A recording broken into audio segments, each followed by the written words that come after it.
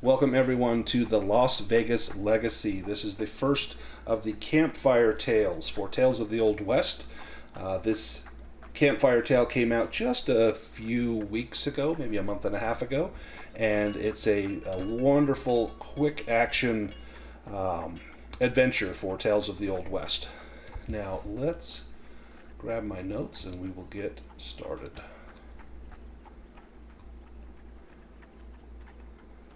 Alright, I'm going to put this should show up on the screen as well as in the chat, and I'm going to read it out loud for us. You've all heard of Klaus Koenig. Oh, hang on. Pause. There we go. You've all heard of Klaus Koenig and Juan Martinez. Well, who hasn't? Two Las Vegas legends who hated each other literally to death. 6 months ago, they faced off for the last time in the Plaza Saloon. Koenig was shot dead, and Martinez fled the town. The rumors said back to Mexico. But before Koenig breathed his last, he declared that any man or woman who takes revenge for him and kills Martinez shall receive a bounty of $1,000 from Koenig's will. Both Judge Mackenzie, the big man in town, and Sheriff Stringer witnessed Koenig's last statement and have declared it will be honored. It was all the talk 6 months ago, and the local newspaper, the Las Vegas Optic, ran stories on it for weeks. But soon enough, the incident became history. People forgot about it and got on with their lives. That was until rumors sprung up that Martinez was back in town. Suddenly, bounty hunters started sniffing about. The infamous Slater family, Abilene and her two brothers, Noah and Arlo. The notorious partners, Gerhard Klein and Wolfgang Weber. And the renowned gunslinger, Casper One-Shot Kronholm. Sheriff Stringer doesn't seem interested in the news. Guess he's happy the bounty hunters will do his job for him. And Judge Mackenzie just seems happy to watch the show. Of course, $1,000 is a fortune, and this opportunity is too good to miss. All you need do is track down Martinez and exact Koenig's vengeance. Now, when we start, we are on our way to Las Vegas. Now, this is not Las Vegas, Nevada. This is Las Vegas, New Mexico. Most of Tales of the Old West takes place in New Mexico. I'll take us to the map. We are coming into town along this road on the right-hand side. And as we come in, there's a few things that we already know about Martinez and about Las Vegas. Now, we need to make a group roll here. This is a book learning test. And so the easiest way to do this for a group roll is find who has the highest number of dice they'll roll, and they can roll it. Now, anyone that is trained in book learning that has at least a point in that, you can help. And to help, you'll add one bonus die to whoever's rolling. So, do we know who wants to make that roll? Anyone that has confidence in their book learning skill? Sadie has a 1 in book learning. I don't know who else has what. So, yeah, so you have a 4 in docility and a 1, so you would roll 5 die. Anyone that could help out with that?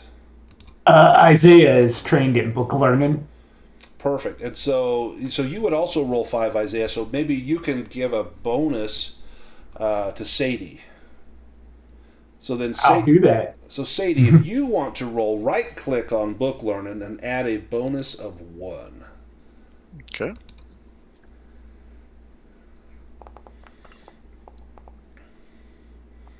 Nice. Now you got 1 success. You can push the roll. That's sort of, might emphasize you're talking to a few travelers on the way to Las Vegas, and maybe good or ill will happen. Or you can stick with your 1 success. I'll stick with that for now. Okay. Yeah, I'll stick with it. Let me get some music going here. So with your 1 success, you know a couple of things. You know that Juan Martinez's mother lives in Las Vegas. That she and Martinez are both held in very high regard by the Mexican community in town. And you know that Martinez used to hang out at the Infanta Tavern and at the Las Vegas Playhouse. You also know that Martinez's mother is called Isabella, and she lives in a small house somewhere near the Infanta Tavern, north of Gallinas Creek. And Koenig's brother, the man who was shot, Morton, he lives in Las Vegas and runs the Summer House Saloon.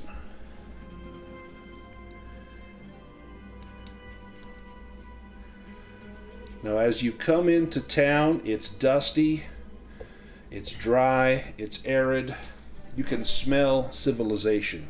It smells like cook fires, food, tanned leather, and sweat. And the first place you see as you come into town is the livery, after a few other homes, and then just up ahead you can see there's the post, and then the few main streets that come through town. There's different hotels, there's taverns, churches, all sorts of places in here you can go and visit. Are there eyes on our group as we come into town? Give me a Hawkeye roll. Oh.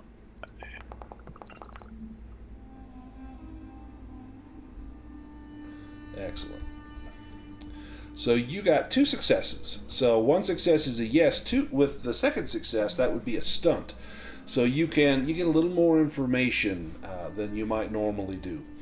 There are eyes on all of you, and it's not uncommon for strangers coming into town to have eyes on them. But the thing that you notice with that extra success, the folk that are really paying attention to you are the Nuevo Mexicanos, the Mexican community here in town. That's who's really keeping an eye out. Those are the ones whose looks linger a little longer.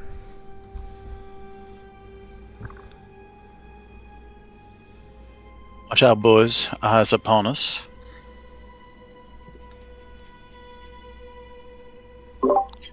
But say we make our way to a local saloon.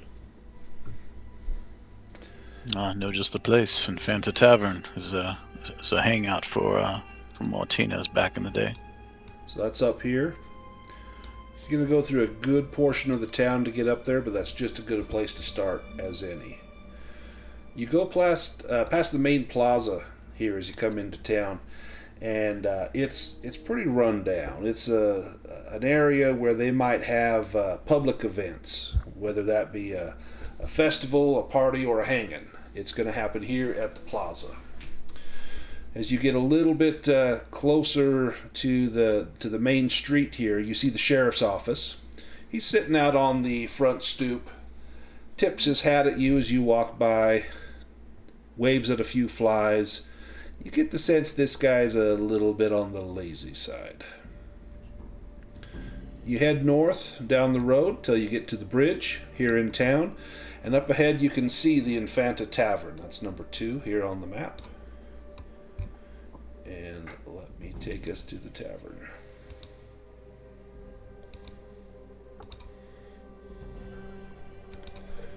I'm going to drag in tokens here.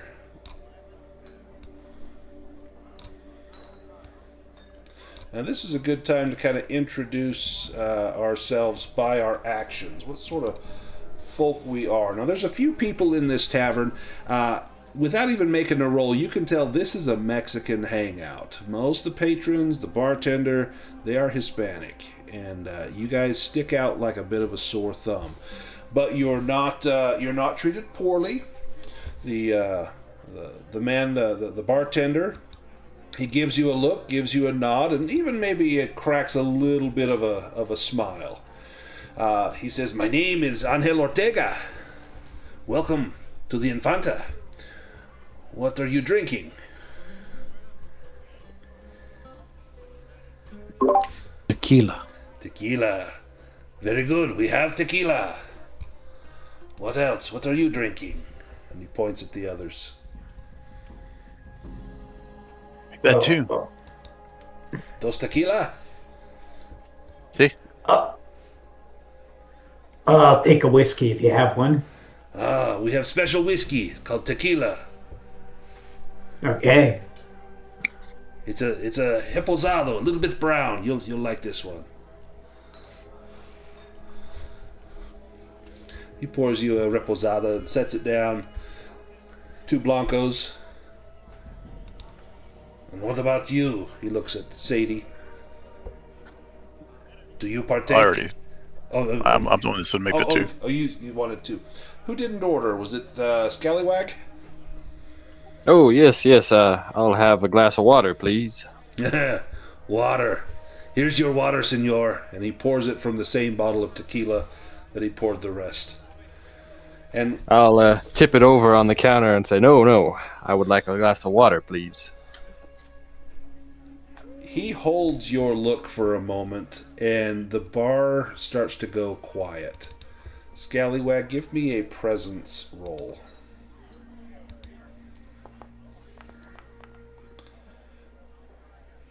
Okay, that's a pass. He looks at you for just a moment thinking, do I run this smelly bum out of here? And then he thinks better of it. You've got the look that he's seen before. He says, with permission, sir. And he mops up the tequila and gets you a glass of water. Now, this water is not particularly clean by our standards today. It's a little cloudy. If you let it sit long enough, there's going to be some sediment at the bottom. But Scallywag, this is stuff you'd be used to. It's probably straight from the creek that runs through Las Vegas.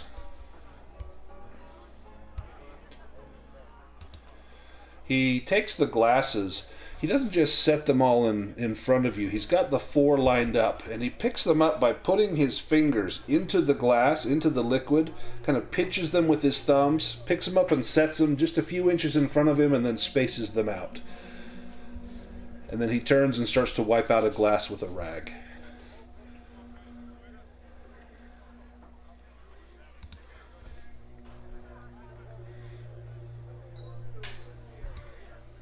Water's better than nothing. Do you all drink? I'm drinking I'll drink. It's very good tequila. Very, very fine. The water, it's cold and it's wet. About the best you could hope for. That whiskey, it's absolutely just still tequila. But it's good.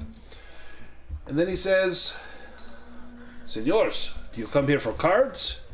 Why do you grace us here at the Infanta?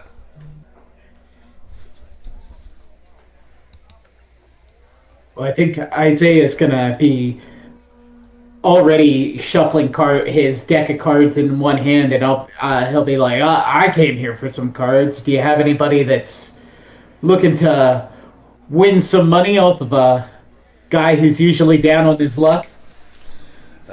Why don't you check over there? And he points over into a corner, and you see two figures there. These two gentlemen are sitting kind of at the end of the bar at a table, and they've got cards out, and they're playing against each other, and they're very quiet. And they both look up, and they look at you as you came in, kind of pay you no mind. You see a few whispers from one to the other. And when Mr. Ortega says, why don't you go sit with those guys, one of them sticks his foot out, kicks the chair out so it slides out from the table as though inviting you to sit. Isaiah's going to walk over and sit down and just tell them that he's this is a I found these cards along the road. I'm not new to this game. Give me a performance roll if you're pretending to not know what you're doing here.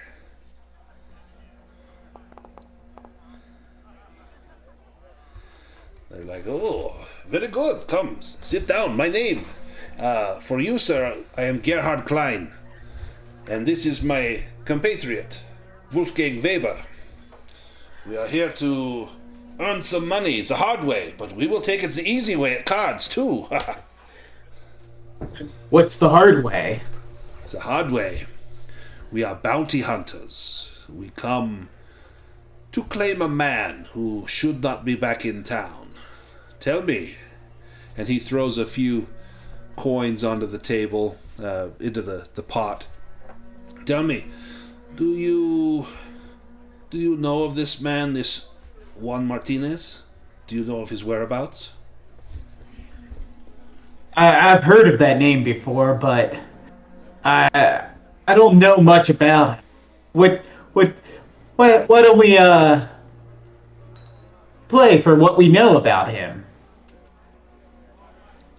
Oh, this can be done, of course.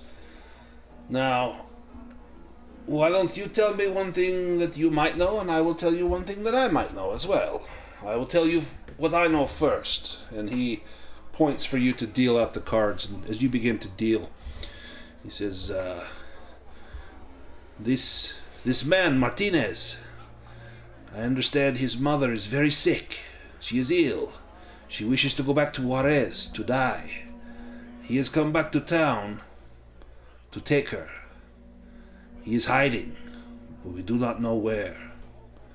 If you see him, perhaps we can split the bounty with you. That's a very fine offer there. Now, That's some good information. now All I knew is, tell me, what do you know? well, all I had known is that he was still in Mexico. Last I heard. I had heard that his mother lived in this city, though. Well, that is what I understand as well.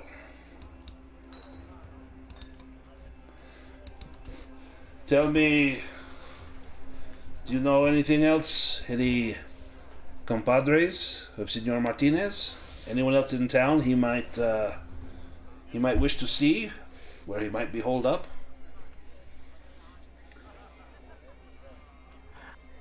Oh, I don't know. I don't know. I hadn't realized that he had come back to town. No, he is here, else we would not be here. We have followed his trail. We are not the only ones. And he points over at another table, and you see a figure sitting by himself with his back to the corner. Another German-looking fellow, and this guy, he looks like he has seen war. He's got a scarred face. He's got guns that are well worn in holsters, and he's just enjoying a drink and kind of eavesdropping on all the conversations.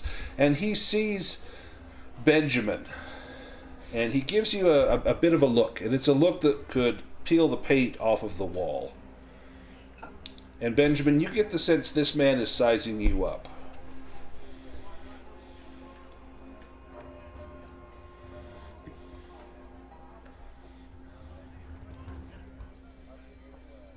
What do you say or do?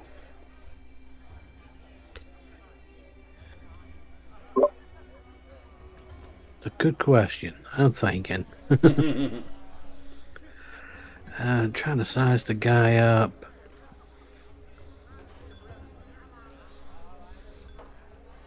Let's do an insight roll on him. Yeah, See what I can learn by measuring him up. sounds good. Ooh, nice. 3 successes. So whenever you get 3 6s on a single roll, you get a free point of faith. So you now have 5 faith. Nice. As you size him up, you can tell 2 things. One, his glass is now empty. And 2, he looks like he's a very dangerous man.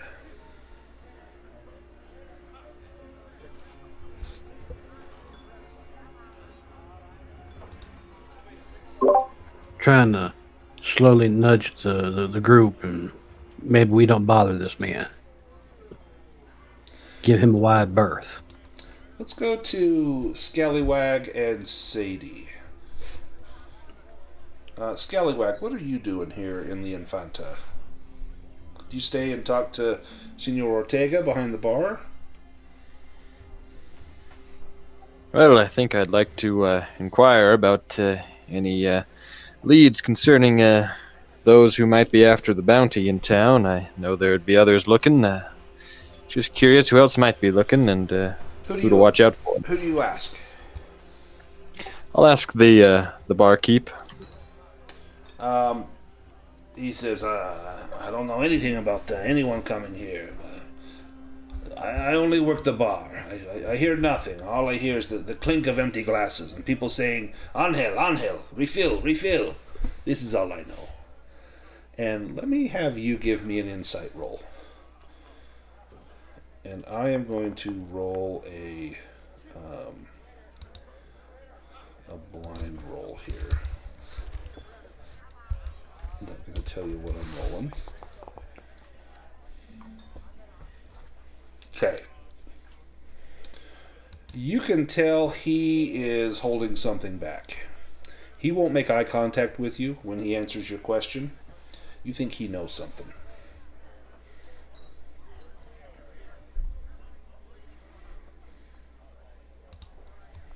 Well, I suppose if they've got nothing else to tell me, then our conversation is at an end, but I remember those who helped me. Any information you have would be most helpful. I also remember those who crossed me. Give me a presence roll.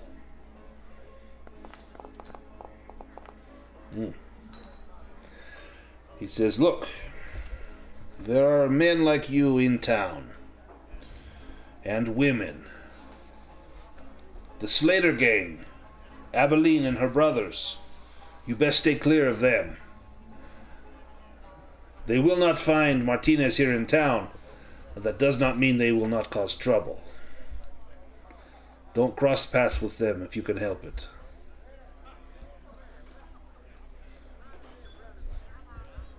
Well, much obliged. I will do my best. Of course, of course. Sadie. What is Sadie McCall doing? I probably was also at the bar, just kind of enjoying the tequila Yeah. and kind of listening into the conversation. Yeah. Do we know who the Slaters are? No. All you've heard that they're bounty hunters, the Slater gang. It's Abilene and her brothers Noah and what's his name? Noah and Arlo. You can give me an insight roll when you hear the term Slater gang and you see Mr. Ortega as he talks about them. Oh, nice. So again, you'll gain a point of faith from that.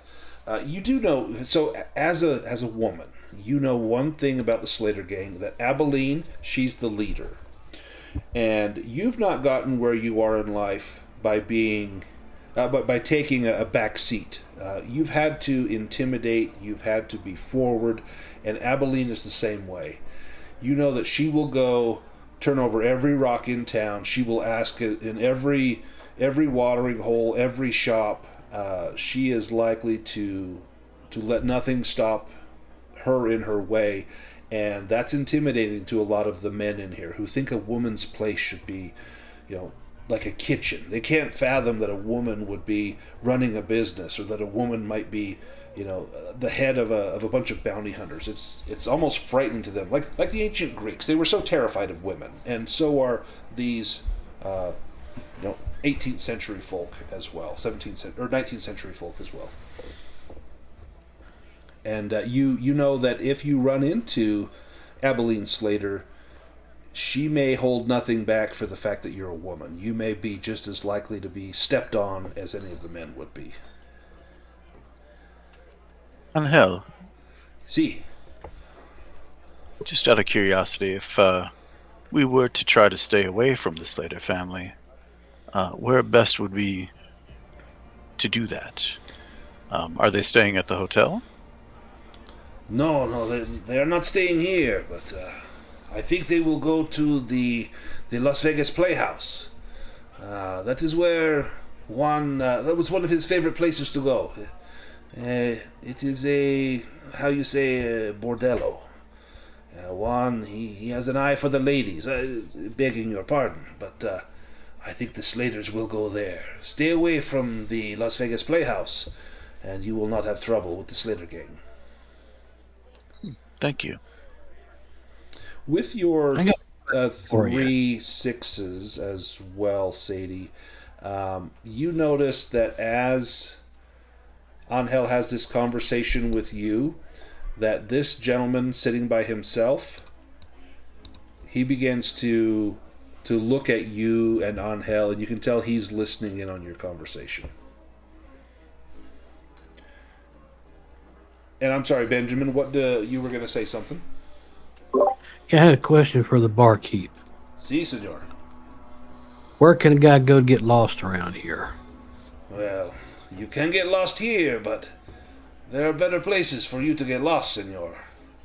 And I'm looking for a better place, somewhere up in the mountains. I don't care much for this town life. Oh, you are not alone, senor. There are a few small places you can go to the west. You are but a short journey into the mountains. No one will find you up there. Gracias. De nada. Anything else anyone wants to do here in the cantina?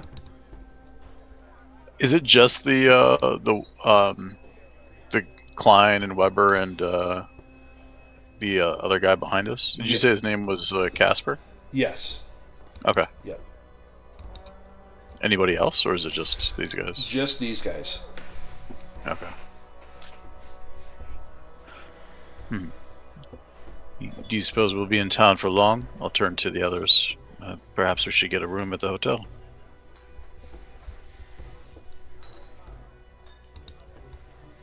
Yes, perhaps. The competition might have just grown, and I think that we should be acting quickly if we are to act at all.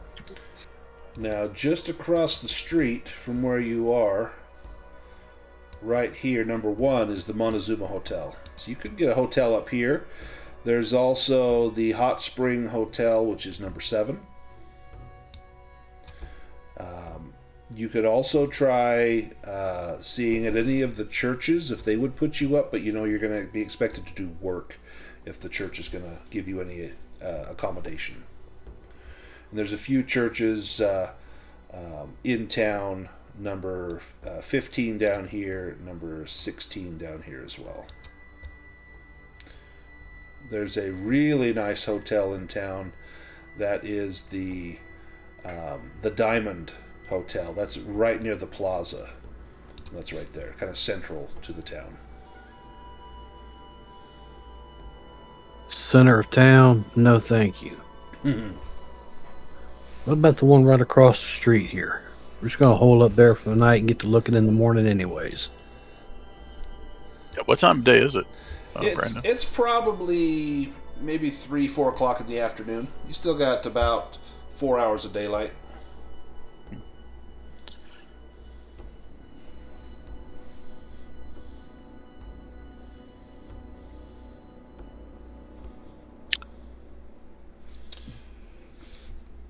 While you're... Sorry. I was just looking at the map. What's the summer house? Or do we not know? We just have to ask for it. Yep, you would have to go there and find out. That's number 3, I believe. Yeah, over here. So you would need to go check out the summer house. While you are still in the cantina, I'm just going to take us back there real quick. And I did make the map visible. You should be able to go there anytime by yourself if you like. It should show up in your navigation. I think it's on the upper left. You should be able to, if you want to jump to the map or to the scene.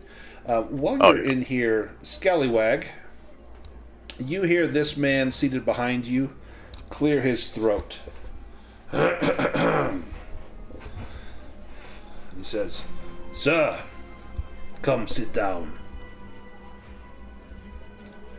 And if you turn, I will he's fetch looking my at you. water, and I will head over and take a seat. Do you know how to use that? And he just kind of tips his head in the direction of your pistol. I've been known to use it a time or two. To shoot cans, no doubt. Well, more than cans, but why should I be giving you the time of day? What is it that you want from me? I want to know why you fancy yourself worthy of the $1,000 on Martinez when there are others much better than you at this game. Well, and as I'm talking, can I cock both the barrels on my shotgun underneath the table. Yeah, that's going to be, if you want to do it quietly, that's going to be a roll. That'll be a light-fingered roll. No, you can push it. It'll cost you faith, and you will have trouble unless you buy off the trouble and then push it. But if you push it and get skulls again, that will be automatic trouble unless you buy that off as well. No, maybe I think it's all right if he hears it. He hears the first click, and he just kind of chuckles to himself. He's like, I thought as much. You are far too young for this game, son. You will not last long. Put that hammer down. There is no need. You will be dead before you pulled the trigger. You see those two Can I men? do an insight roll on him? Yeah, go ahead.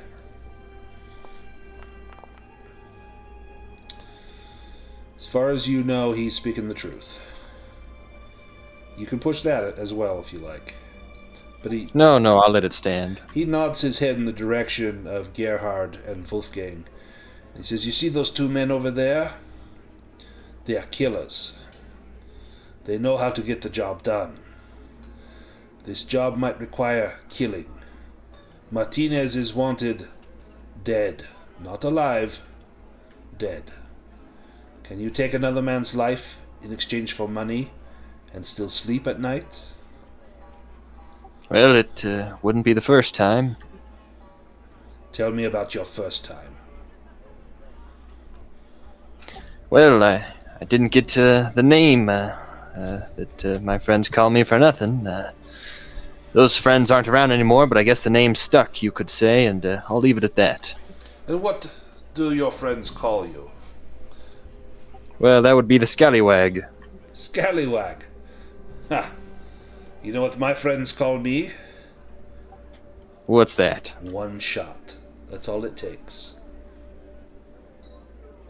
One shot. Look, I was young once. I see in you an image of myself at your age, filled with hope and wisdom that I thought I had. But no, I knew nothing. It was ignorance that feigned as wisdom. I like you, young man. I like you alive more than dead. Be careful whom you cross paths with. You do not have an enemy in me, but I cannot say the same for all who will come for Mr. Martinez. Those two men over there, they are good men. There are others in town.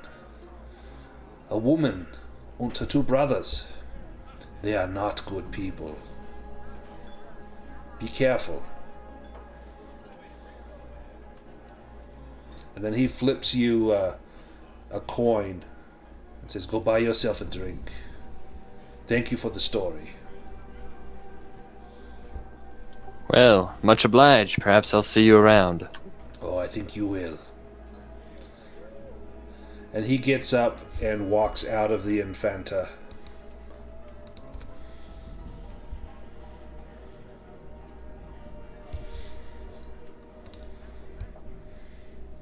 When he walked out, did he go left, right, straight across the street? When he went out, he went right. So he's heading Yeah. south. Yep. Let's go back to the poker table. Now, Isaiah, again, I'm not going to make you play poker, but you've got a couple things that you can do. You can try to cheat. That would be a light-fingered roll. You can try to bluff. That would be a performance roll. Or you can try to read the tell of your opponents. That would be an insight roll. I'll let you make a roll, then I'm going to let them make a roll based on what they're doing. The winner wins the hand. Oh, I think I'll make a light fingered roll and try and cheat. I'm a pretty good grifter. Now, you do have a talent. You've got the Swindler. You get a +1 bonus when you're trying to cheat someone. This includes cheating while gambling. So if you right-click on your light-fingered, you can add a 1 modifier to that. It may even ask you when you do. I don't know if it will. It may ask you if you're using gambler or swindler.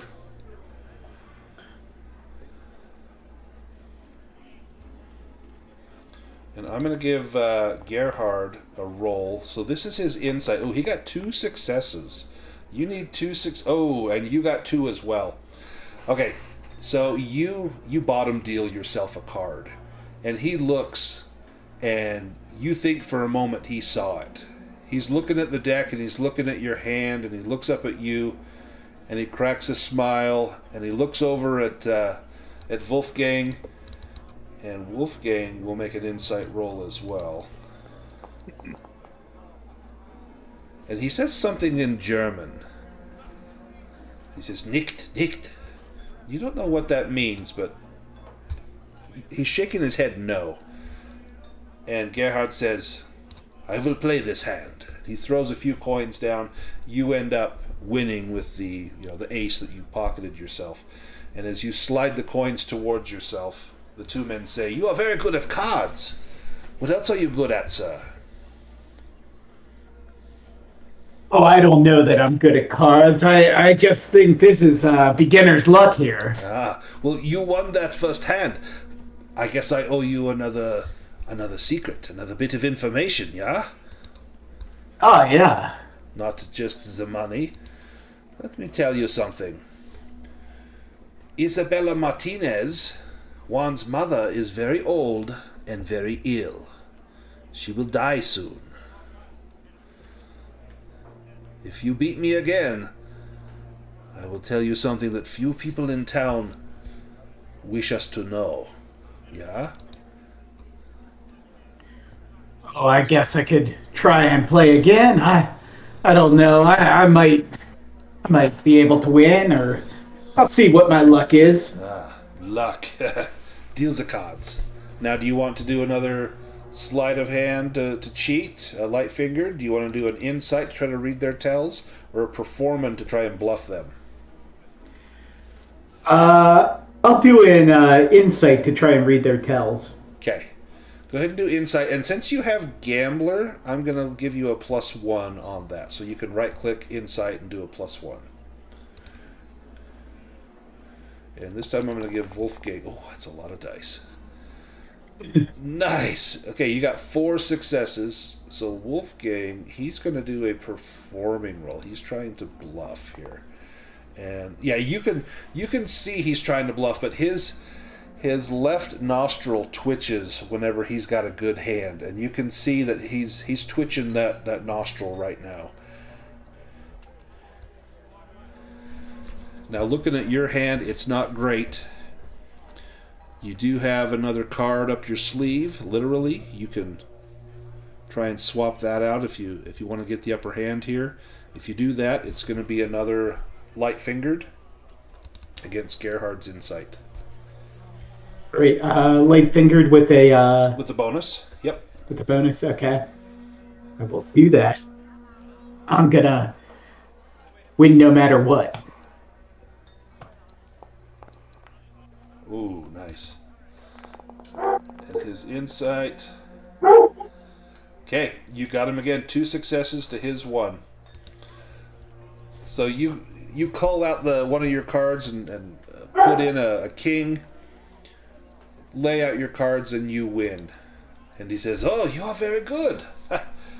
Okay, let me tell you something that folks in town do not want people like you or I to know. Martinez, he had a girlfriend in town named Valeria. She lives and works at the Catholic Church to the south near the river. Many of the Mexicans in town, they love Martinez. They will protect him with their life. That's why no one helps us, so we must help ourselves, yeah? I will help you, you help me. How about one more? How about one more hand? Okay, I feel like I'm feeling pretty lucky tonight, or this afternoon. Are you going to do a bluff? Are you going to read their tells, or are you going to cheat?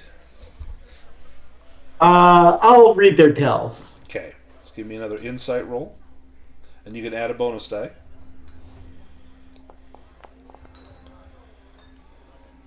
Nice. Wolfgang tries to hide. He thinks maybe you're on to him, but no, you see that nostril just a quiver, like there's a fly on a horse. You see that flesh just ripple as he looks down at his hands, and you know he's got another good hand here. Do you dare cheat a third time? I think I'll push my luck again. Okay. I don't know when to stop. You have a problem, and you are a gambler.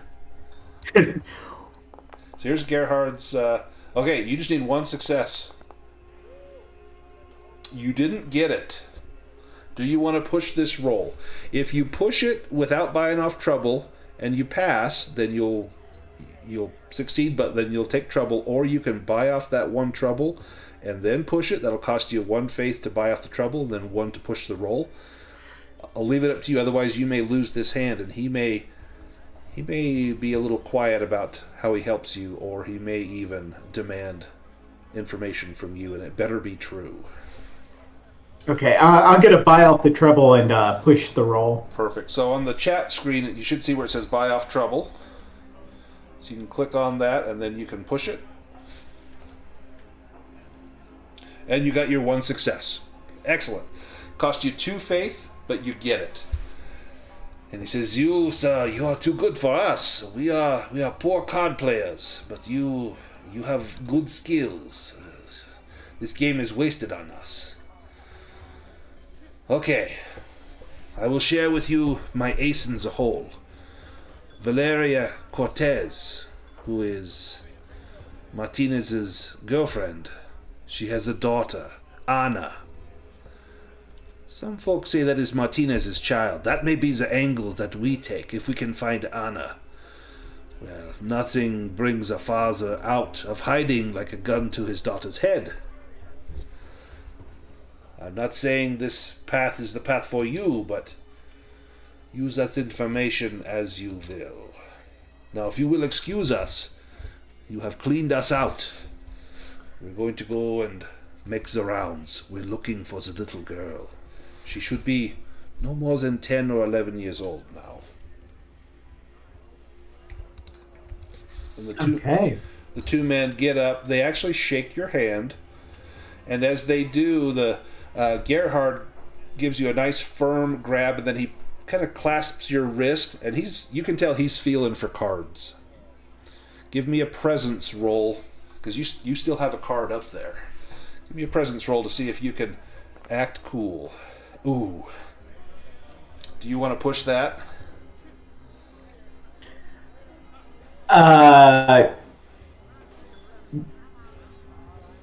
Yeah, why not? Do you want to buy off that trouble too?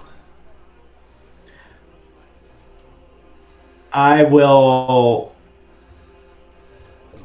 just push the roll. Okay. See what the trouble. You will have trouble, but go ahead and push. Oh, double trouble. Okay. We're going to roll your trouble here.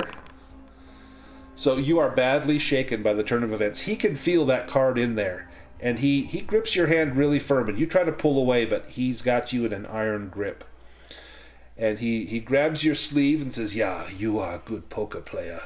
Remind me not to play cards with you. Perhaps you and I will play a different game later." And then he lets go of your hand, and he and his companion walk out. Now this leaves you badly shaken. So until you guys leave the Infanta, if you roll a 1, which would be the bleached skull, or a 2, you will have more trouble coming. Or you could just spend some time here. You can spend a faith point and some time just to sort of catch your breath. Depends on how long you want to stay here in the tavern. But those 2 German men have left, and it's just the 4 of you now in the tavern. And the bartender, right? And the bartender, yep, and Senor Ortega, he's still here. Could I go up to the bartender and I'll share everything that I got off of them with the group. Yeah, and your hand is shaking as you pick up a little tequila. You look at it and you're like, "This is not good." Normally, you are able to marshal your sense of calm and coolness, but you got a little tremble in your hand. Did those men just threaten your life? Maybe. You don't know. But that whiskey goes down nice and cool, and then that burn lets you relax your hand a little bit.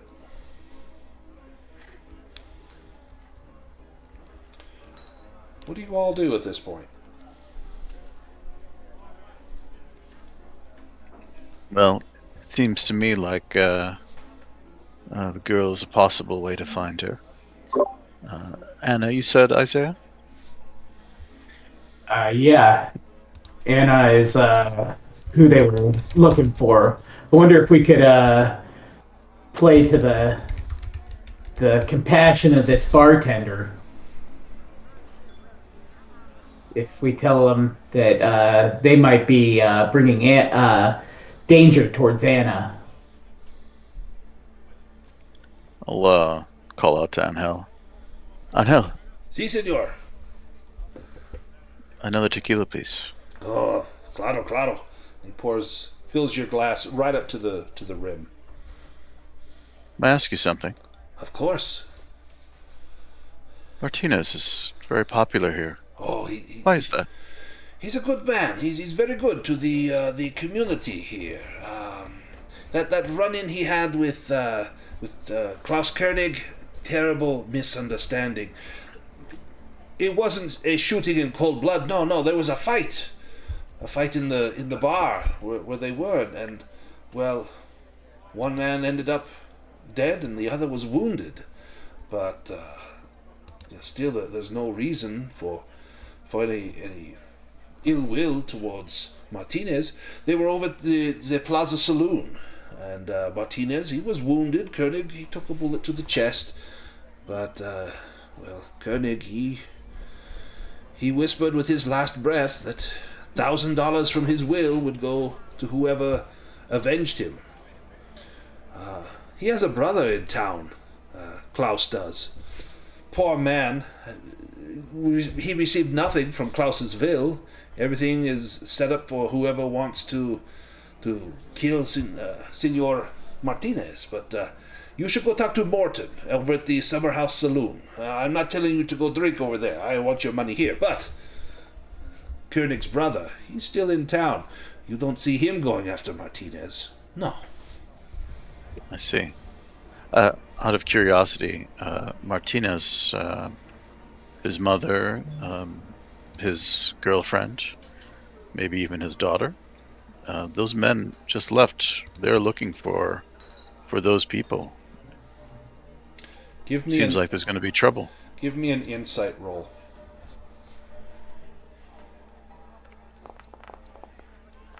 Oh, 3 successes. You get a free point of faith from that. You see Angel Ortega, he's got a very dark complexion, 5 o'clock shadow, but if he could go pale white as all the blood runs from his face, he would. You see just this look of absolute horror on his face. And he says, no, this cannot happen. And he reaches out his hand and places it over yours near your tequila and says, please, let no harm come to them. They try our best, but I think it comes down to who finds them first. They live and work in the church. No one would harm a person of God there. If they stay there, they will be safe. Not even the Slater gang will bother them in the church. Which church? Down at the south end of town, straight down the road. And if we go to the map, I will show you. It is number 15. Okay. Right there. And I have a feeling people will probably be looking for his mother too. I thought she lived near here. I've not seen her for some time. I think she went back to Mexico. She's not here. And with your 3 successes, you know he's bullshitting you. Yeah. And in fact, with 3 successes, with 2, you know he's bullshitting you. With 3, you actually see his eyes kind of look up. And there is an upper floor to the cantina. Oh, did she used to live nearby here? Si, senor. Not far from here. A few homes away. But she went back to Mexico. I see. In fact, that is why Martinez said he came back to town to take her to Mexico. He has already left, you see. He's not here. You're wasting your time. Well, like I said, we don't want that to be innocent blood. No. We want to try to help. Yes, thank you. We were thinking about getting a room at the hotel across the street, but you're a tavern. Do you have rooms here? No. The rooms are all being renovated, fixing them up. Painting. The fumes would be very bad for you. I see. Well, we'll try our luck at the hotel. Do you have a recommendation? I think you have a couple of different places here. The place across the street is a dump. I would not put my horse there. No, you should go down to the Diamond Hotel. That would befit a gentleman of your stature. Or sorry, a woman of your good bearing, and that is the one down by the plaza.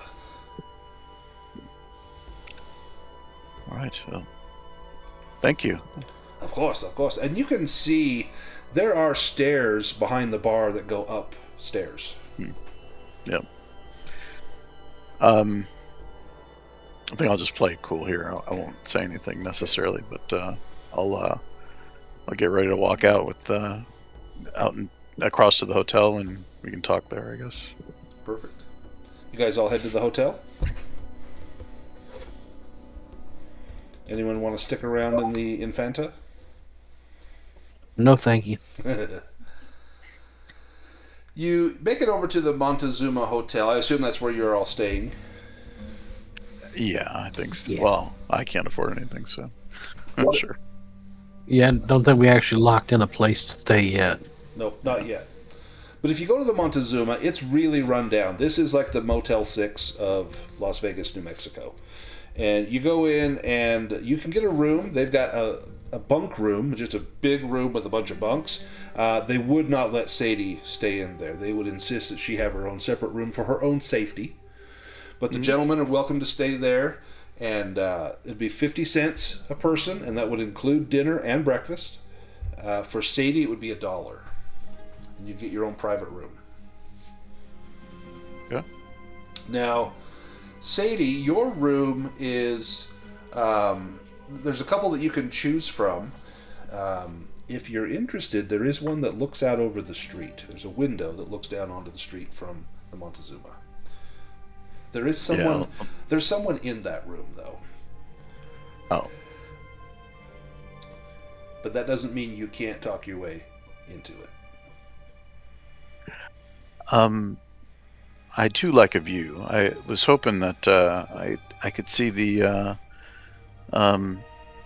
street. I prefer if the sun doesn't rise in my eyes.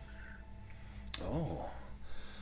Give me a roll. That's actually a really good. I'm going to give you a bonus die for adding some logic there.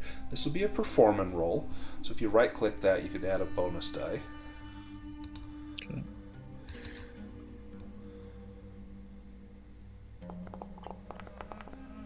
Dang, there's another faith point. You're racking them up. Do you like wink at him or like play up to your feminine wiles? Yeah, I think I will. Just I think it's an advantageous room. That makes sense to me. Yeah, he's all over that. He's like, oh, of course.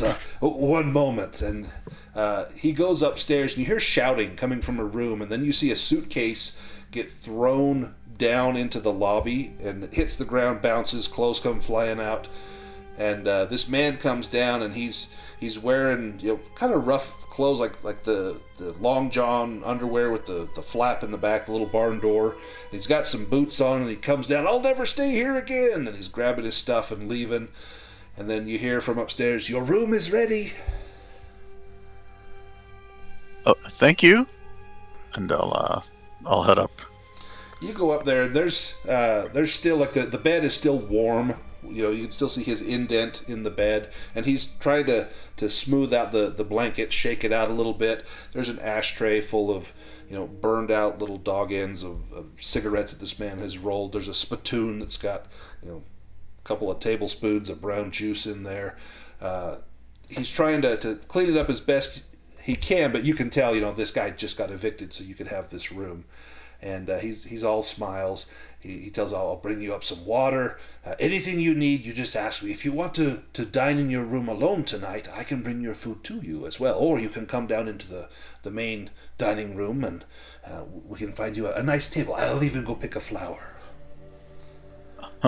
Thank you. That won't be necessary. I think I'll be just sleeping here, but I might come down for dinner if I'm a little peckish later. Oh, Thank yes, you. Yes, of course.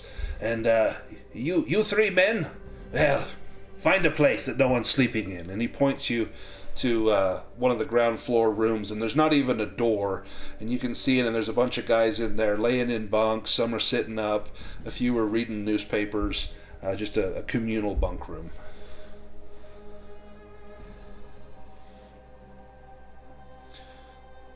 Dinner will be in about 2 hours, so you got a little time before dinner. All right. I'm not sure what the protocol is in the West. I guess we'll make it can up. Can I have my three companions come up so that we can talk in the room privately? He would insist that you leave the door open. He says, "We do not want people to think that you are that sort." And then he gives you a little wink, and it's like, "I will bring your meal up myself." Thank you. Yes. Of course. We'll leave the door open, but I think we'll just talk quietly. Yeah. I'm actually also interested in looking out the window at the building across. So that's the like that big one. The tavern. At the tavern. Yeah. Okay. The second floor. Does it look like it's got potentially a staircase from the angle that we have? Can I tell if there's a staircase in the back? Ooh, give me a Hawkeye roll.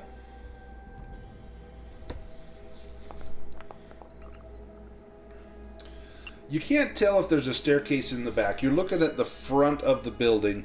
You do see there's some glass windows that have curtains. Curtains are closed. You can't see into the room.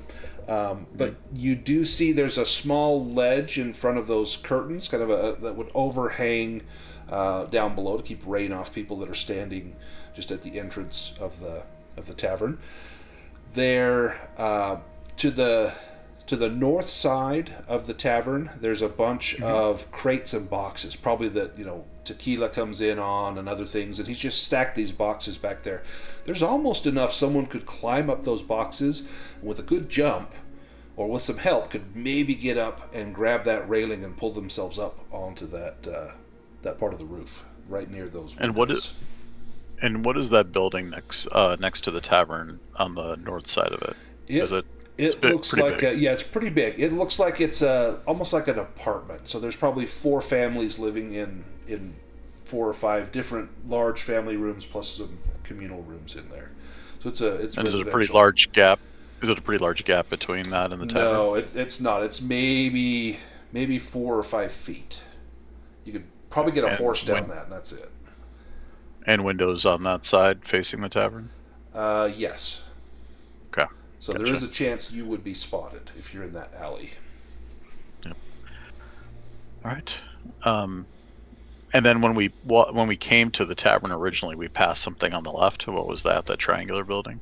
The triangular building, that is a blacksmith shop right there. Okay. So there is a livery as you come into town. That would be more for the Caucasian folk to use. This would be where the Mexicans would go. Okay. Well, Isaiah, Benjamin,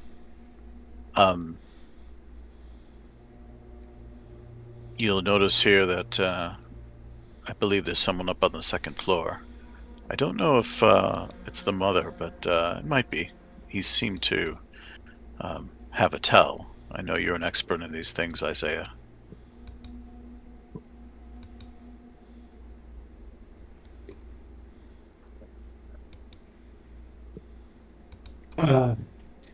Yeah.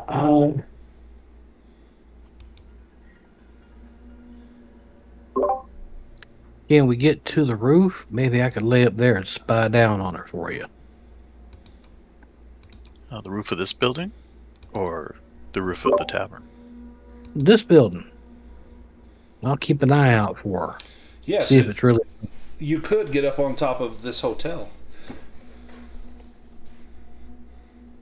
Yeah, that might be a very good vantage point. To do that would take a roll. That would be labor is kind of your general athletics roll. You could go out the window here. Again, there's a short kind of a stoop out near here, so that if they needed to make repairs on the window, a worker could stand out here. But you could leap up and grab the roof and climb up onto the roof. And these are kind of the old, like the Mexican style, a lot of like clay brick and mud brick buildings. There would be, the roof would have a kind of a facing in the front, and then it would be flat. And so you could stand on the roof, and you'd actually have a little bit of cover, almost like a battlement in front of you that you could watch from.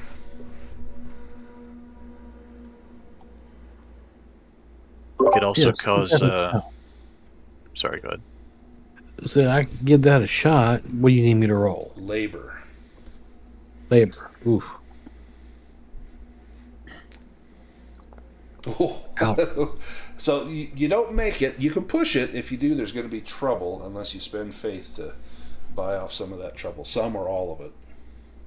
If it seems hard, another option before you think that.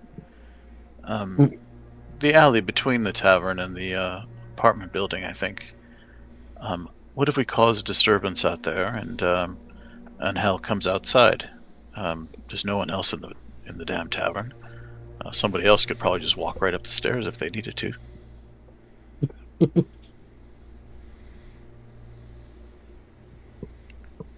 Yeah, I'm thinking that'd be a better idea. Yeah. In fact, you can I can tell. picture him laying on his back listening. Yeah, Benjamin, as you reach up and grab onto the roof, you can feel it starting to crumble, and you know if you pull too hard, you may pull some of the facing off.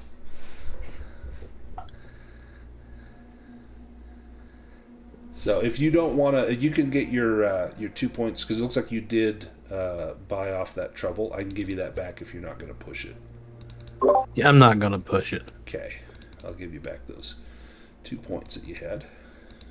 There we go. Right. So, are we agreed? We'll try to find Martinez's mother. Who knows? Maybe Martinez is up there too. Could be. The barkeep said we wouldn't find him in town. I know it's because they're protecting him somewhere. Yep. Now, do you all want to stay together to do this, or do you want to send half the? I mean, I'm saying split the party, but do you want to spend a few people to go check out some other places while you guys are staking out the Infanta?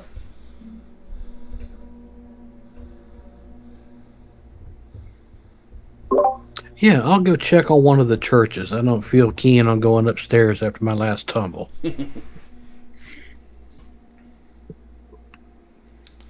Anyone want to go with Benjamin?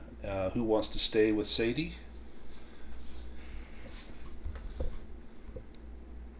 I think Ebenezer might head over to the summer house and take a look around.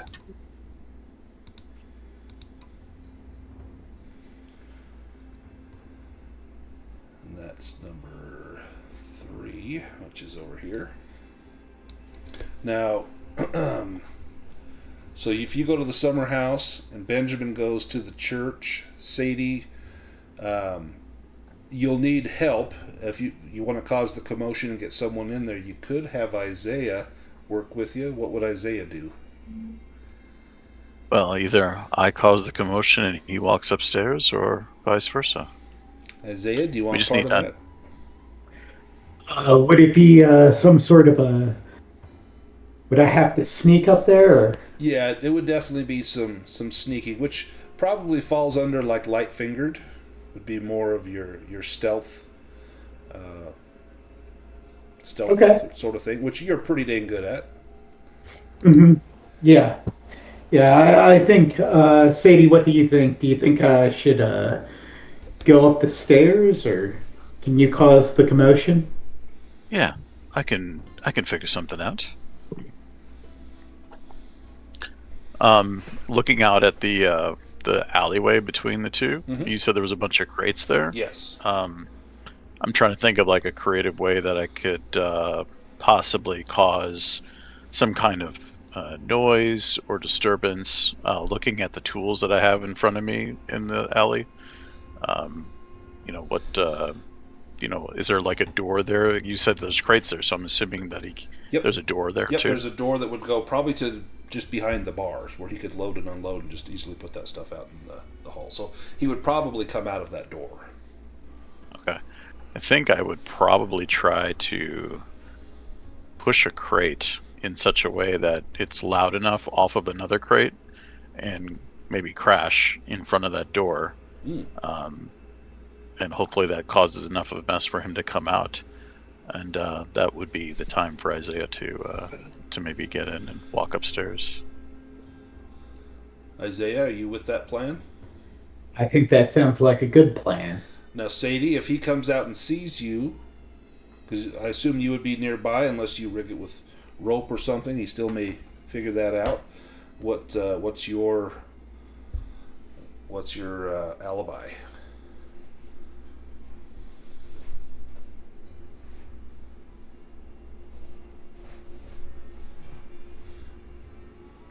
Like, is Sadie gonna knock the crate over herself? Oh, you might be muted if you're speaking. Oh, can you not hear me? Yep, now I can Hello? hear you. Yep. Oh, okay.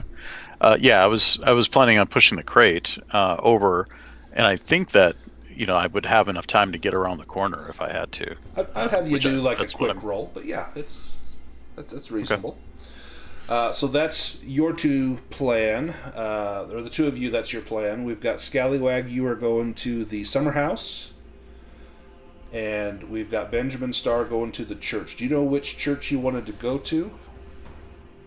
There's two, number 15 and 16. There's this one here, and this one down here. The second one, the one on the side of the river. This one down here. Okay. Yes, sir.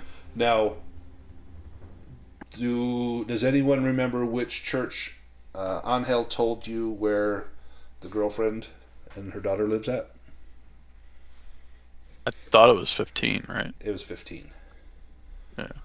So would you want to go to that church, Benjamin, or do you want to stick with the one by the river? You know, they say when the game show host gives you a secondary choice. So let's head back to 15. Like, are you sure? Okay, perfect. Let's go to Scallywag first. So you are going over to the summer house. What are you hoping to accomplish at the summer house?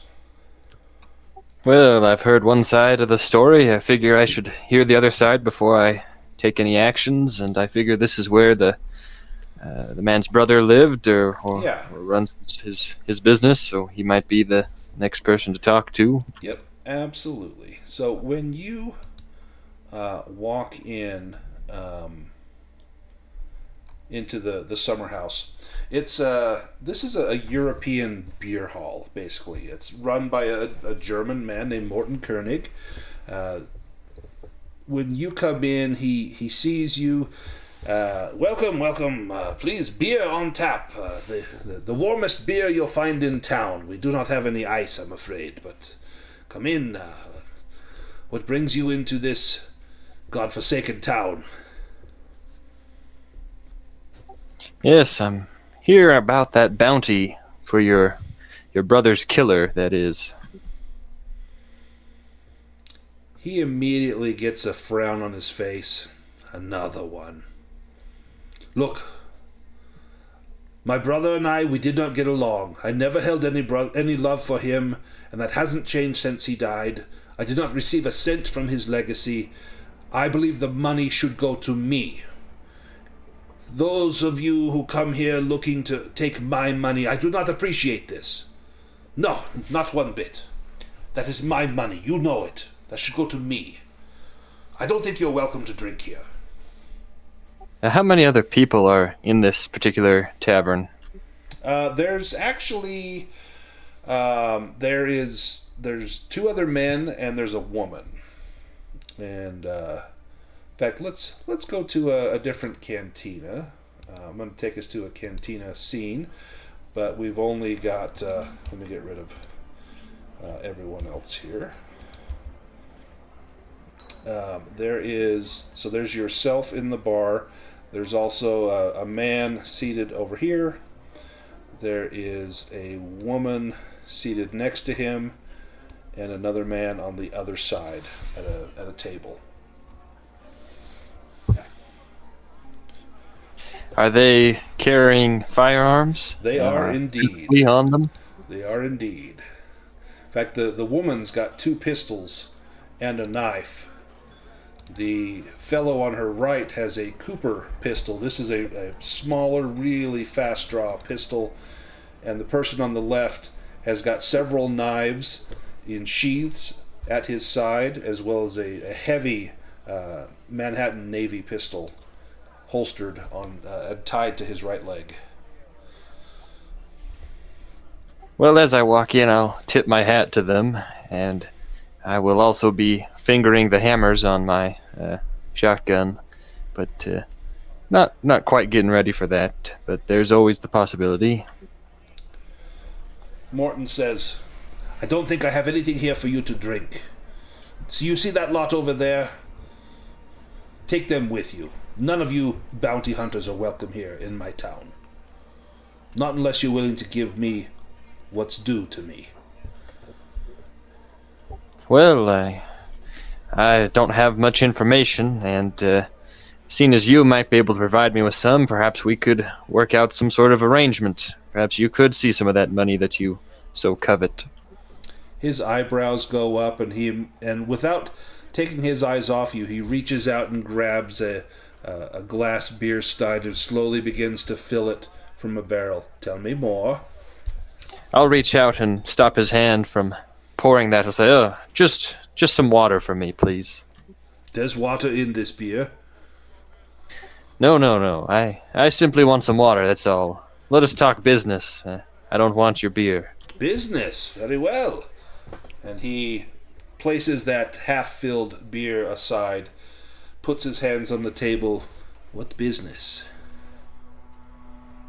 Well, I don't have much information on the whereabouts of this fellow who killed your brother, but perhaps you might be able to provide me with some, seeing as you live in this here town, and I do not. And in return, I might be willing to give you some of that reward money.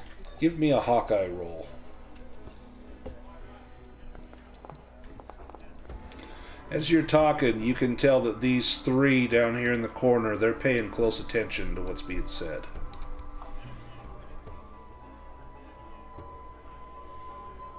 I will talk a little quieter and kind of whisper. Those in the corner over there, those 3 packing guns, they wouldn't happen to be the Slater gang, would they? Ah, you've heard of them. Yeah, that is them. Well, just thought I ought to ask. They told me that they will compensate me for my troubles. I don't think I believe them. They want to split it 4 ways. I would rather split it 2 ways with you. 500 for so me, would I. 500 for you. Well, sure, but first you gotta give me some information, otherwise I can't collect on that bounty for the both of us. All right. What sort of information do you need? Well, the whereabouts of your brother's killer would certainly go a long ways. I don't know where he is, but I know people that run with him have been seen in town. 4 Mexican men recently bought a team of horses and a cart from the livery. They have been seen going up and down the western street, the one that runs north and south, from the church up to the north end and back. Very strange, if you ask me. Almost like they're practicing, preparing for something. And his mother, she's still in town. The man over the Infanta told me she'd left for Mexico, but I'm not sure I believe him. She has not left. She's probably dead, for all I know. Well, do you have any idea where she might be staying? I would probably try the church. I think she will stay there. No one will bother her at a church. I think that is what her son wants. He will go to the church to get her, because no one will shoot him in the church either. But when they come out, those three over there, they will open fire. They're just waiting, biding their time. Well, maybe I just have to beat them to it. How about that water now, yeah? Yeah. Here you go. And he gives you water that's actually really clean and clear. I distilled this myself. We do not drink this filth that comes from the river here. In my country, we eat well and we drink well. This is good water. I will tip my hat to him and finish my water and then head back out and start making my way down the street. Let's go down towards the church. So I'm going to take us to a dusty street.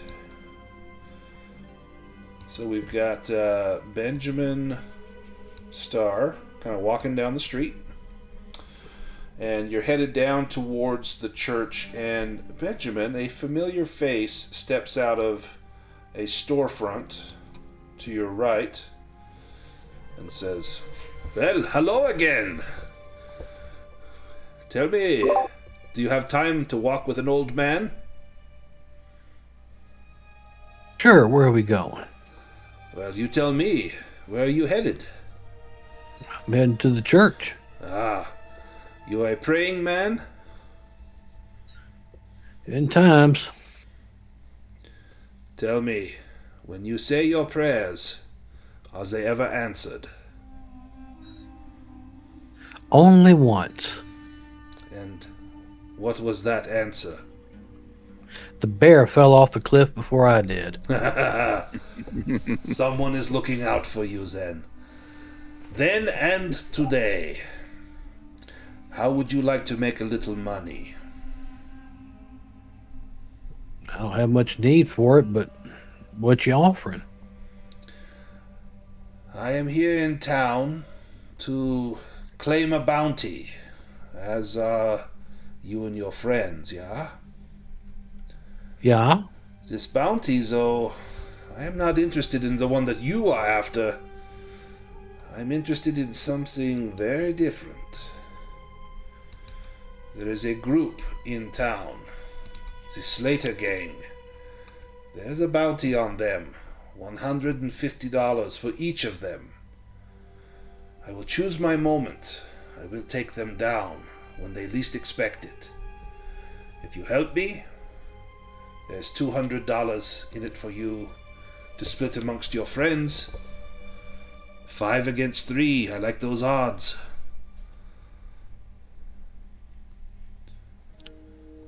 And what kind of help do you want exactly? Well, let's just say the Undertaker here in Las Vegas will need to build 3 more coffins before the day is out. And how do you plan on baiting them? Funny you should ask. And he comes out and puts his arm around your shoulder. Let us talk as we walk to the church about bait. Let's go back to the cantina, or the Montezuma Hotel. So we've got. I'm gonna go ahead and take Benjamin and Casper off of here. Let's put Isaiah and Sadie out here.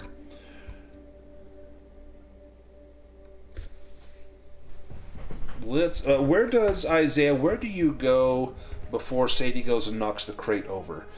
Do you go in the cantina, or are you just kind of outside lurking about?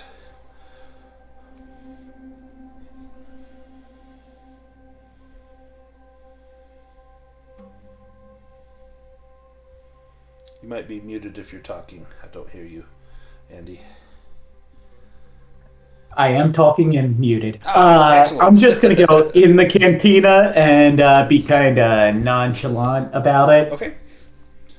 Give me a performance roll as you go in, acting like, you just had a little bit of thirst. Maybe you're looking for someone to play cards with, but no one's in there. You're trying not to look nervous. You're failing. Your last time you were here in this place, one of those German guys kind of shook you a little bit. You can push that, but you don't have enough faith to buy off all that trouble and push it. Or you can just trust that you did a good enough job selling, hey, I'm just here for a drink, and not look suspicious. What would Isaiah do?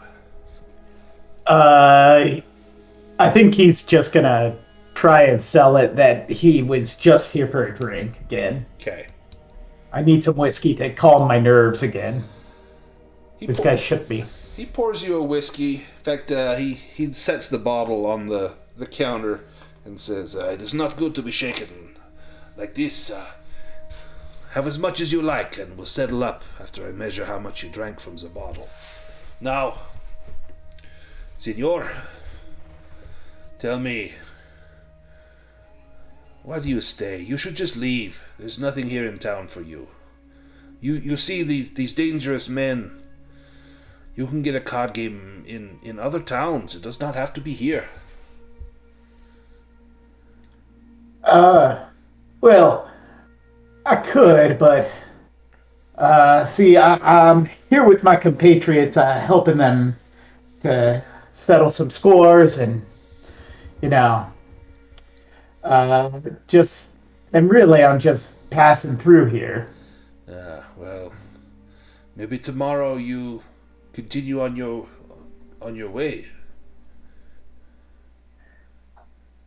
Maybe I will, but I mean, this looks like a fine town for setting up a gambling establishment, even though there seems to be a lot of danger. Oh, gambling brings in money, yes? Yes, yeah. I'm dreaming of opening up a gambling establishment, and your fine town here seems like a fine place to do that, as I was able to come here and just have some people go gambling pretty quickly. I have always wanted to set up faro tables and other tables here in the cantina. Maybe dice as well. Maybe a partnership of sorts. Maybe. We could really make some good money here. How much money are we talking about? If I let you do your business here, what is my cut? Oh, I would say you get a good 30%. Give me a cunning roll.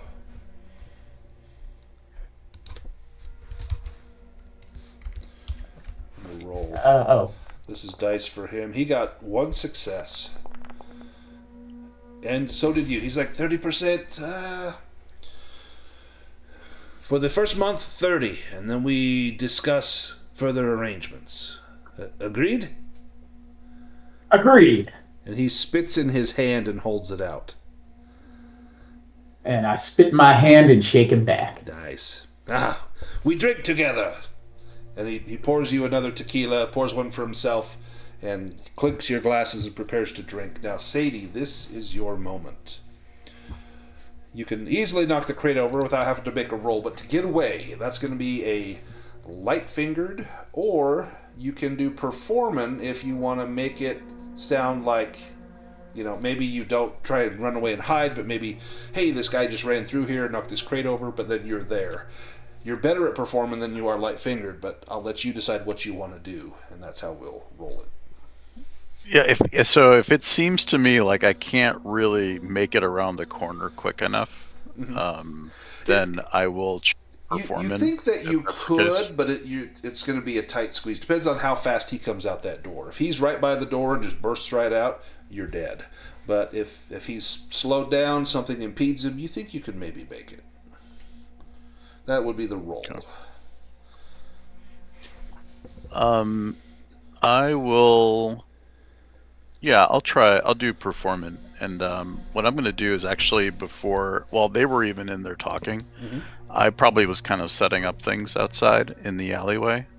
I am making, if the ground doesn't already look like it has a lot of footprints Mm-hmm. in it, I'm causing a bunch of them to Nice. be out there That and will. heading to the back of the building, and I'll do that a few times maybe, and then Yeah. I'll even kind of round around the corner and come back to the front, so that it's really hard to even track those steps really all the way.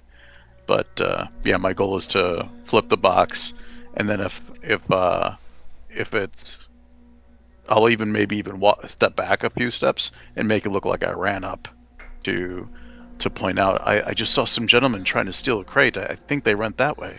You're going to add 2 dice to your performance roll. Okay. So right click that, add 2.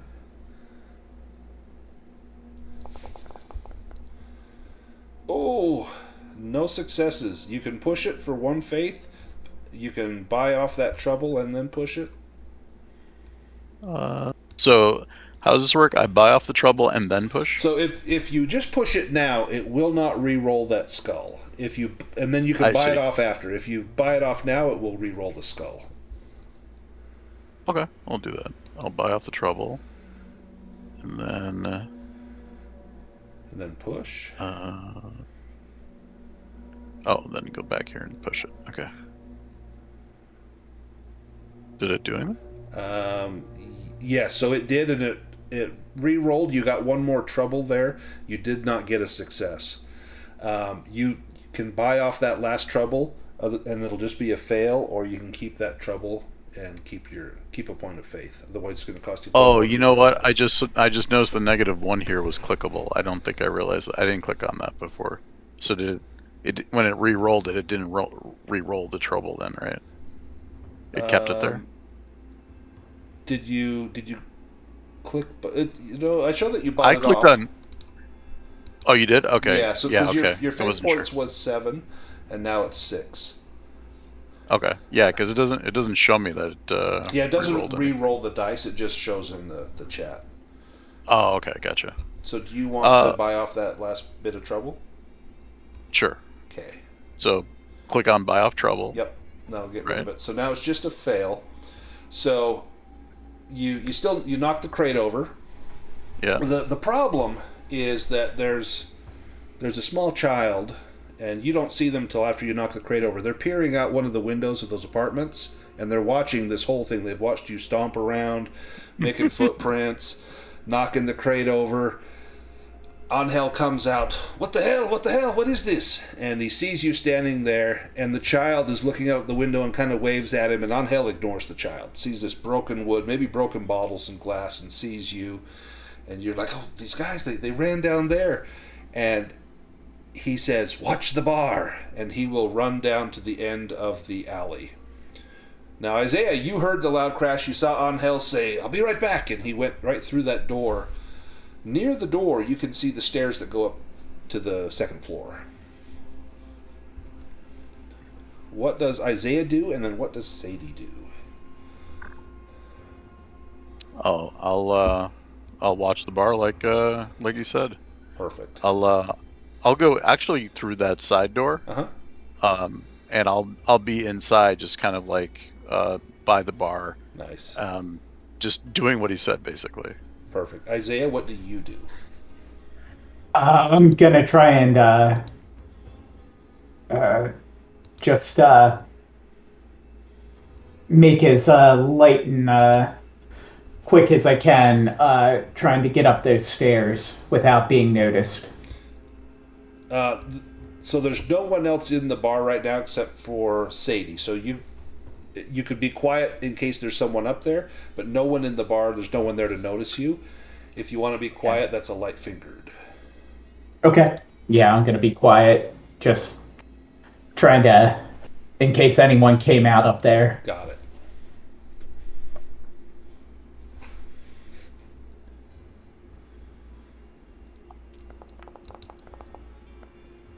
Nice. Got one success. And Sadie, let me have you give me an insight roll. Or, sorry, a Hawkeye roll. Same number of dice. As you get in behind the bar and you can hear him going up the stairs. You don't hear or see anything. I'll let you, if you want to push it, you can, because you're Sure. both suspecting there's somebody upstairs. And so maybe you're listening for sounds. I clicked on push. It It did. Yep. So you got a success, but you also have a trouble. So it re-rolled a trouble. Do you want to buy off that trouble, or I could roll on the trouble table, but it'll still be a success. I'll buy it up. It's Okay. fine. You hear a sound almost directly up above you, and it's a squeak like someone standing up out of a chair, and the floor creaks and squeaks right up above you. There is someone upstairs. Now, Isaiah, you get upstairs and there's a couple of doors, and two of them are open and one of them is shut. It does have a lock on it. You don't have a key. You could try to jimmy it. You could try to force it open. You could listen at the door. You could knock. What do you do? I'll try and listen at the door first and see if there's anyone in there. See if I can hear anything. Give me a Hawkeye roll.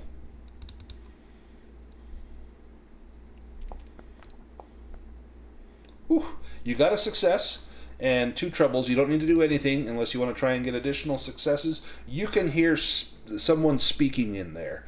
A couple of kind of whispered voices, and it's in Spanish. If you get more successes, you might be able to piece out a few words, but that will cost you faith, and then you'll have trouble, or you can just take this success with what you got.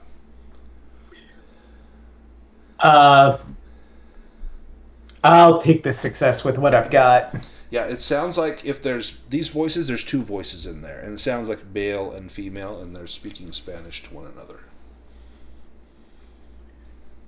All right, I might try and lockpick it as quietly as I can. These are not, difficult locks to pick. It's going to take a light fingered with a -1 since you don't have tools or anything. You're just trying to kind of jimmy the door. I do have the lockpicker skill Perfect. or talent. The talent? Perfect. There you go. I was hoping you would notice that. So that will modify it by a +1, so that's going to make it a straight roll. Okay.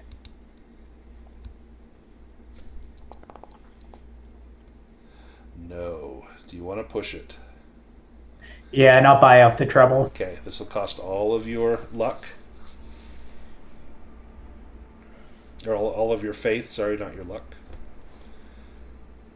And you still did not succeed.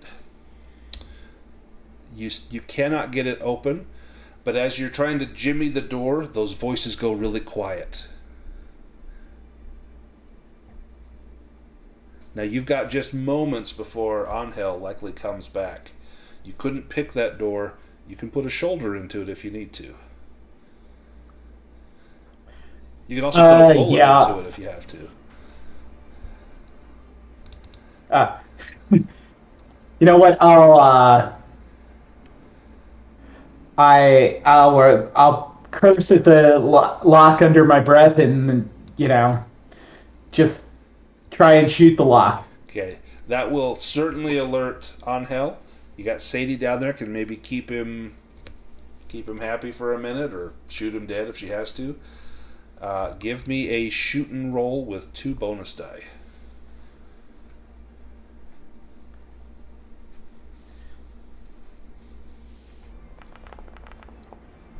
There we go. Loud gunshot goes off, and the door is blown open. And inside, you see two figures. One is an older looking, or middle-aged, I suppose, Hispanic male. Let me post a picture. And the other is a very old woman, probably in her 70s or 80s, leathery skin, gray hair, very frail, wrapped in a blanket. And the man says, "What are you doing here?" I'm here I've heard some men are after Anna and Valeria Anna! Yeah, they're looking for Martinez, and they think they can get to him through her. Are you looking for Martinez as well? Yes, but for different reasons than they are. I must trust you. If you force me to fight, I may die. But you will die too, if that's what you want. When we can all live. I am here for no other reason than to fulfill a son's duty to his mother. And he points at the old woman. She is dying. She wants to live her few remaining days back home in Mexico. Do the honorable thing, senor. If not for her, for me, let me take her home. I am a powerful and influential man. If you let me go, you will have gained a steadfast friend south of the border. I will owe you a favor. You will always be welcome in my hometown of Juarez. But if you turn your back and let me go, I can return later so that you can have your fight. You can still get your bounty, but you will have done the right thing by letting this old woman go home where she wishes to die. I also cannot pay you the bounty. I cannot give you the $1,000, but I can give you some money. I have 200 in cash if you let me get away. 300 if you help me. My amigos in town, they will come up with the other 100 for me.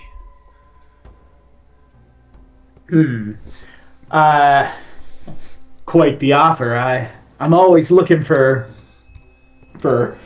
friends in different places to help me set up more casinos and gambling parlors. Juarez is the perfect place for this, senor. You and I, we become partners.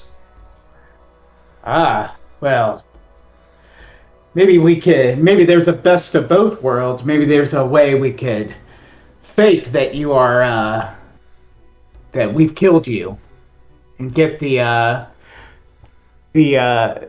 and so that you'll be able to take your mother home, and I can get both the bounty for you, and we can get you back to Juarez, and we can have it all.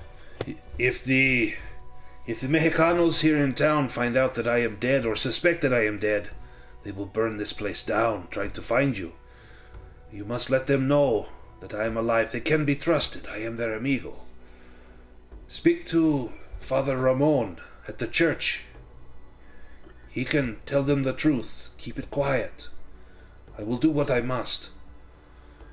How do you propose to do this, senor? Well, is there a undertaker in town? Yes, a very good one. Very good one. Well, we could go to the undertaker and get you all made up like, and a casket, and put you in the back, and we could just wheel you through town with your mother in the front seat and tell them that we're taking the body back to Juarez. There may be trouble. There are others looking for me. They may fight you for my body. Well, maybe there's a way that we could deal with them. I do have a lot of compatriots who may be able to distract them while we take your body away. And maybe we can get some of these townspeople. You said of this father. Could he help round us up and round some people up and for protection here? Yes, of course.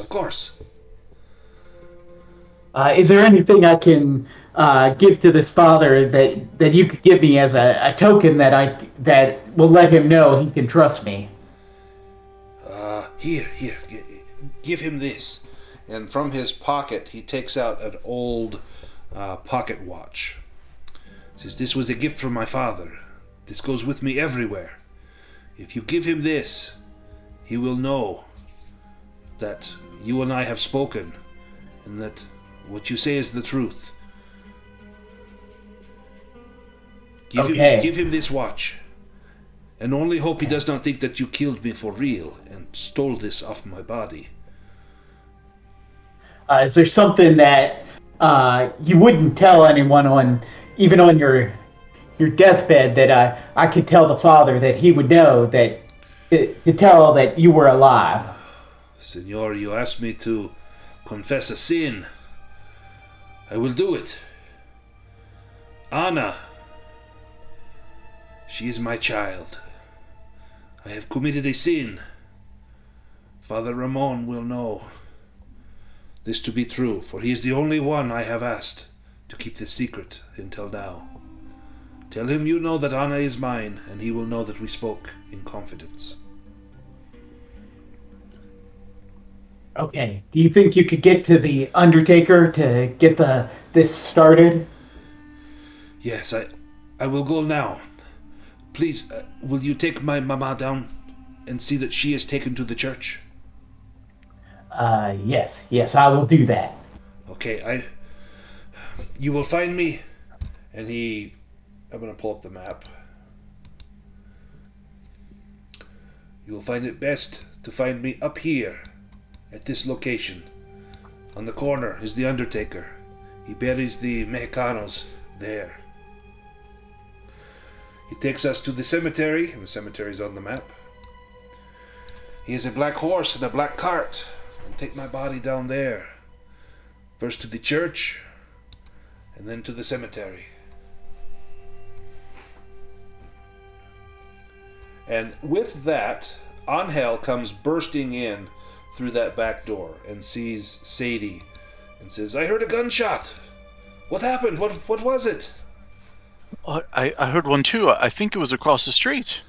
No. Wait here. And he runs up the stairs two at a time. And you can hear him in a fury going up these stairs. And Isaiah, you hear someone bounding up the stairs rapidly. I'm also following up the stairs with Sadie. Oops, I didn't mean to take you to this scene. Wrong one here. Let's go there. There we go. You follow up. Isaiah, the bartender, bursts into the room and says, Juan, I tried to stop them. I'm sorry. And he says, no, it's okay. We have come to an arrangement. Go and tell others in town that I have been shot and killed. Don't worry, my life is forfeit if I do not get my mother back to Juarez. But these gentlemen here, he will help me to do this. Through guile, I will pretend to have been killed. Talk to the sheriff, the judge. Get it paid out. Take me to the church with the Undertaker. We can make this work. And Angel speaks to him softly in Spanish, and they nod to one another. And Angel rises and says, Okay, let us do this. But beware the Slater gang. They will not take this news sitting down. And Angel wraps a shawl, one of his mother's shawls, around his shoulders and heads down the stairs to take back ways over to the Undertaker's office. Sadie and Isaiah, do you do anything else here before we change to one of the other people?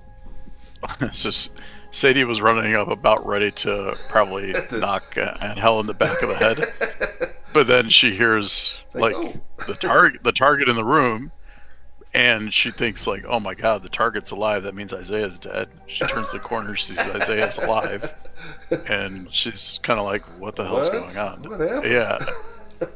So she doesn't say anything, but she's have I been listening to double-crossed? She's listening to them talk, and she's like, "Oh, okay, I'll wait to talk to Isaiah." Nice.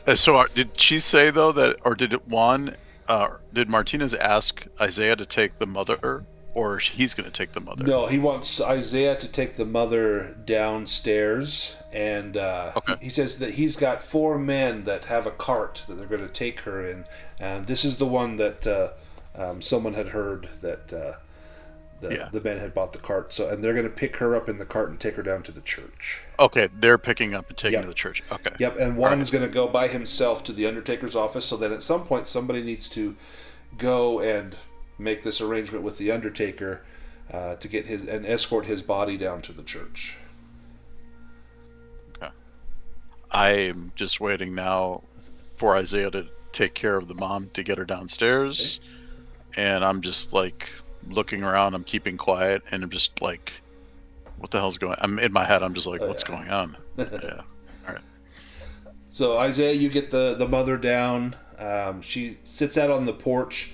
The sun is beginning to set, and she's got a smile on her face. She knows she's going home very soon, that tonight her journey home begins. And if you wait out there with her, after maybe 30 or 40 minutes, you see the cart come up with these 4 Hispanic males, and they help to load her into the cart, putting down a little cushion for her to sit on, making sure she's comfortable. They give you kind of strange looks, like, they got the word straight from Martinez. He spoke to someone as he went towards the Undertaker's house for them to get this cart, but it's almost like they still are in disbelief that this is happening. Yeah, and I'm gonna talk to them and be like, no matter what, attend the funeral and bring guns and hide them for protection. Nice. Oh, this is going to be awesome. Si, senor. We bring guns. Let's go to back to Benjamin Starr. So you were talking about bait. Oh no, this is the wrong one. Let me grab Benjamin Starr here. You were talking about bait with Casper Kronholm, and he walks you down towards the church, and all the while he's saying, look, young man, if you want to make it big in life, you have to take risks, and here is the risk that you will take. You will be the bait for the Slaters. They will come for you, and we will take them unawares, from cover. It could be here in the street. I will be up an elevation with my guns. I do not miss. They call me One Shot for a reason. Your friends, they can hide on the rooftop or in the alleyways and take these shots as well. You will be perfectly fine. No harm will come to you. So it's your plan. You can be your bait. I'm a marksman. I'll take up a high elevation and I'll make the shot. I do not think that the Slaters will face me out in the open. They are just as afraid of me as you should be of them. But I must respect it. This is your life at stake. Maybe there's another way. One of your companions, maybe? I can ask if anybody's crazy enough to do it. Yeah, crazy. This is what we will need. Come, here is the church. And you walk into the Catholic church here in Las Vegas, and you do meet the father. There's a few people in the church that are kneeling in the pews and praying, and there's a small altar and lots of candles that have been lit here. Father Ramon comes up and welcomes you into the church and asks if you need food or a place to stay, or if you're looking for work, anything he could do to accommodate you. I'm actually looking for some people that may be traveling through. Oh, what people? A mother and a daughter. Give me a Hawkeye roll, if you would, Benjamin.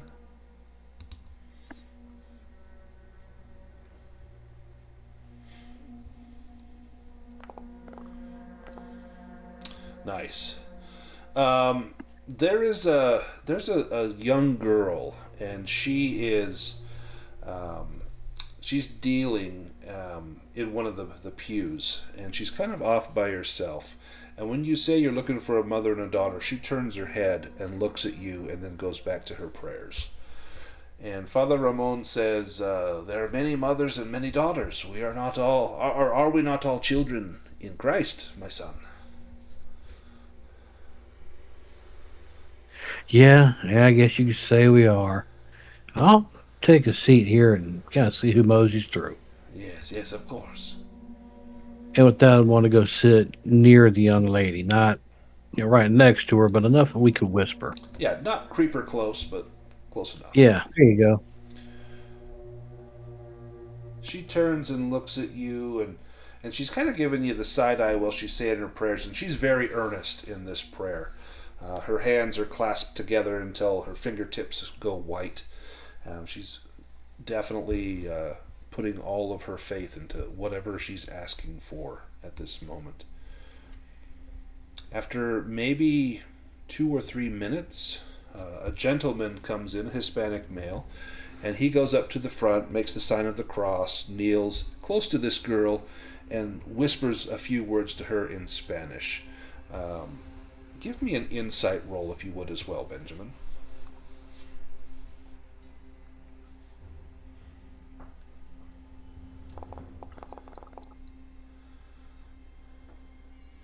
Do you want to push that? See if you get any more information about maybe what they're talking about or their reactions.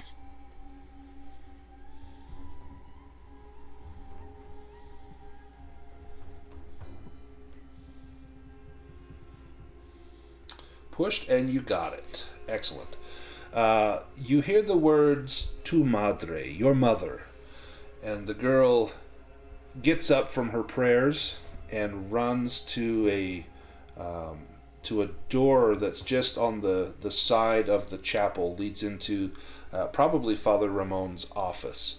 And she goes into the office, and then she comes out maybe 2 minutes later, and she's got a piece of paper in her hand. And she hands it to this man, who gets up and says "gracias," and then he begins to leave.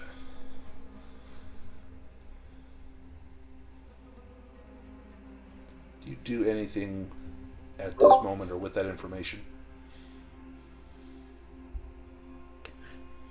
I want to wait and see what happens. I know the mother and girl are here. I'm confident of that. Yeah, you're I'm pretty not sure real that's sure. the girl, and maybe Yeah, that's her mom in that other room. yeah. I'm gonna wait here and see if I can pick up anything else on them, or even make an approach to the mother. After about 15 minutes or so, after the little girl leaves, that door opens and you see a young woman's face looking out. Um, Let me post a picture. Well, I say young, middle-aged, I should say. Middle-aged woman looking out, and she has a hat on, like you wouldn't normally wear a hat in church. She's getting ready to travel, clearly.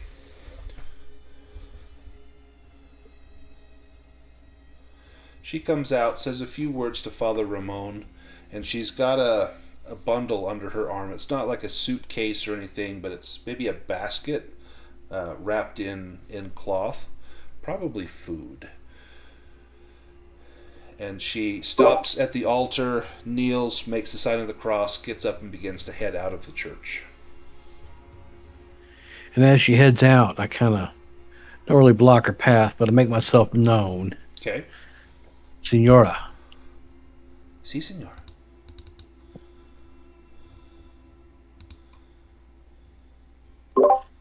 uh, it seems you may be traveling somewhere. You may be going for a while. Would you like some company to go with you? She looks down at her feet, and one hand comes up and brushes some hair away from her face. No, no, senor. I travel with God. But thank you for your kindness. And she tries to step around you. Politely step out of the way. Let her go by. I don't want to intimidate or scare the woman. She gets to the outer door of the church and she stops and turns around and looks at you. And she's got a look on her face like she's weighing a heavy decision. Like, do I go back and ask him for help? Do I not? And then you see her shoulders kind of sag and she turns and walks out of the church. I'm going to follow her out Okay. and offer again to keep her company. As you start walking out, Father Ramon comes up and grabs you and tries to engage you in conversation. You can tell he's trying to delay you.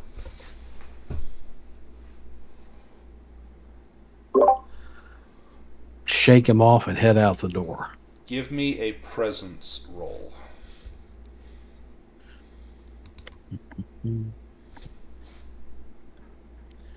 Ooh. Do you want to push that? Yeah, Do you want to buy off that trouble? I am. So you bought it off. Now you can push that if you like. Yep. There you go. And you did not pass. He's trying to grab you by the arm, and he finally gets a good grip on your wrist and says, Senor, please, before you go, I can offer you some money if you want to do some work here at the church. I'm not interested in work, Padre. I want to know where she's going. You leave her alone, sir. She has nothing for you, and you have nothing for her.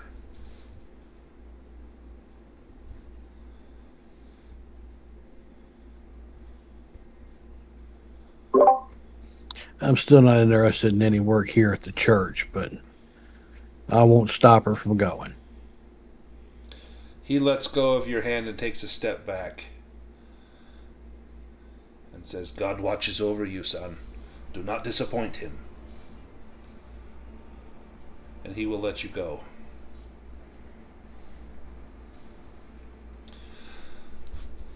Let's go, in just a second, we're going to get to Scallywag. But for now, let's go back to the Infanta. And there we've got the Undertaker wagon shows up, and he's got the casket in the back. And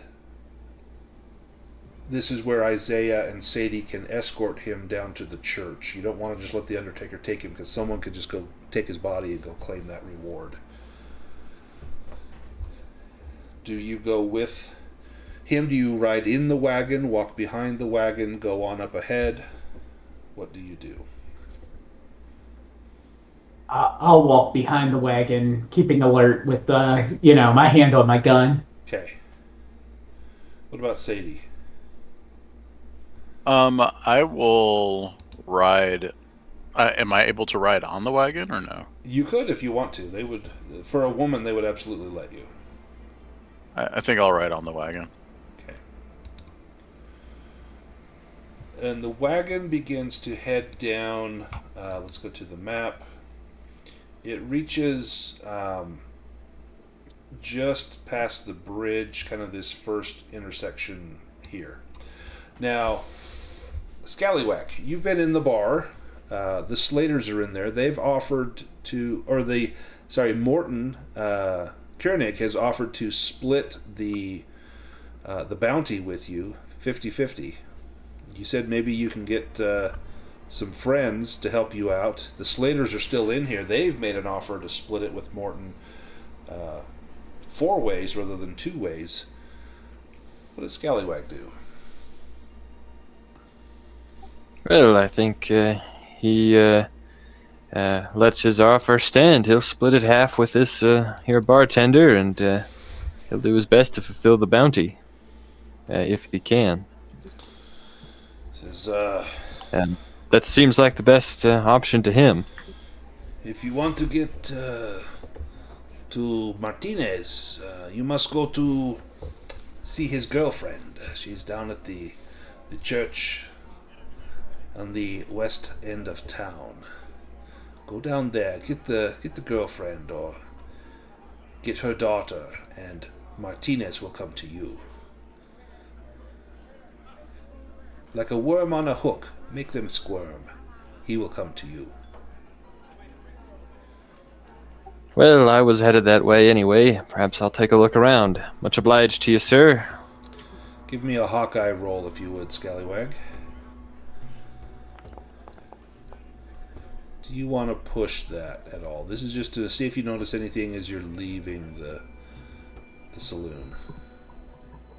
No, I think I tip my hat to the bartender, to the Slater gang, and I head out of the tavern. So you do tip your hat to the Slater gang? Sure. Okay.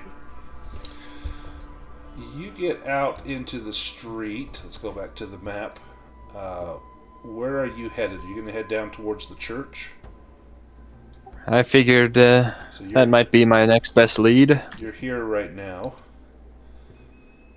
So you could go down like to the plaza, clear down here, and then go across. Or once you cross the river, you could go past the Las Vegas Optic, which is the newspaper office, and then across and down. What path would you take?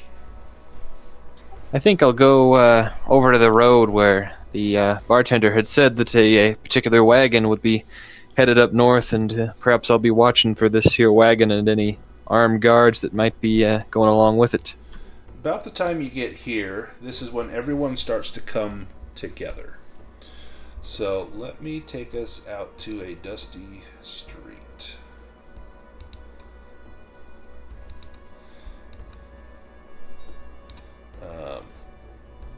Let's get all the figures out here. So we've got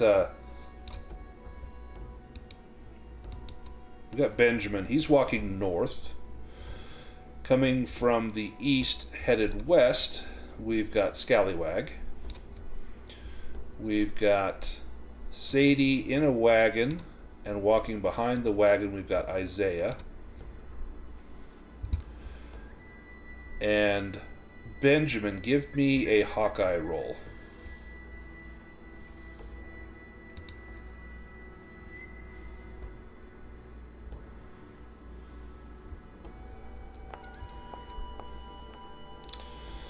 Do you want to push that?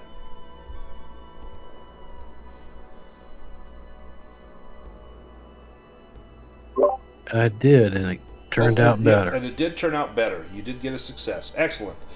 You see behind Scallywag, he doesn't notice them, but you can see three figures just kind of slinking street to street, and it is the Slaters. Now they're well behind him. They're probably 50 feet behind him, but just to kind of show where everyone is on the map. So we've got Benjamin, you're kind of coming from the south. We've got Scallywag, I got Scallywag here. That's supposed to be Isaiah. Sorry, let's get the right ones up here. We got Sadie in the wagon and Isaiah walking behind the wagon. We've got Scallywag coming from the east. About 50 feet behind him, we've got the Slaters. And Casper Kronholm, he's up on the second floor of this general store over here.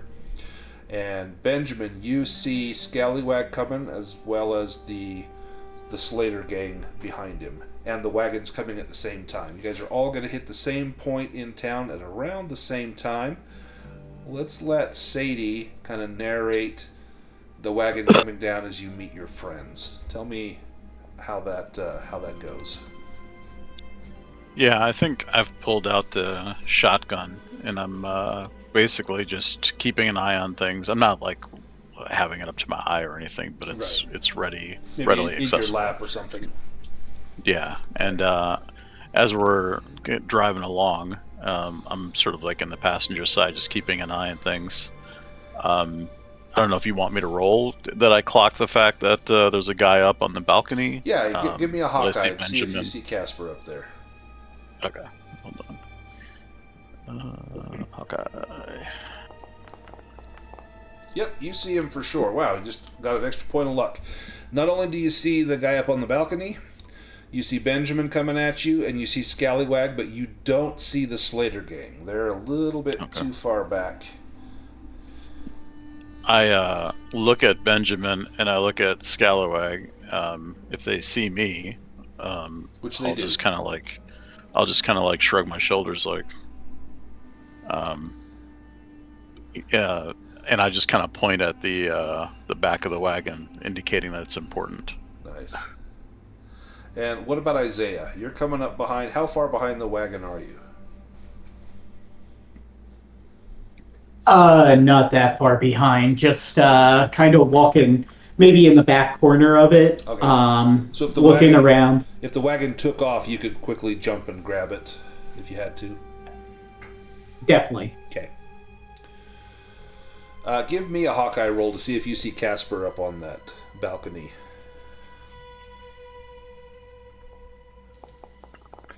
Yes, you do. You see him up there. And you see Benjamin and Scallywag. Now, Scallywag, you see the Undertaker's carriage headed to the south. Sadie's riding in it. You can see Isaiah walking behind it. First thing you think is someone died. You see all of your companions. You're not sure who it might be and why they would be accompanying someone. But maybe you can venture a guess. Well, maybe the job's already been done. As you approach, what do you say to your companions? Well, good afternoon. Appears that your endeavors have been fruitful. We have a funeral to attend. Are you coming? Well, certainly, I want to get my piece of the prize here. Seeing the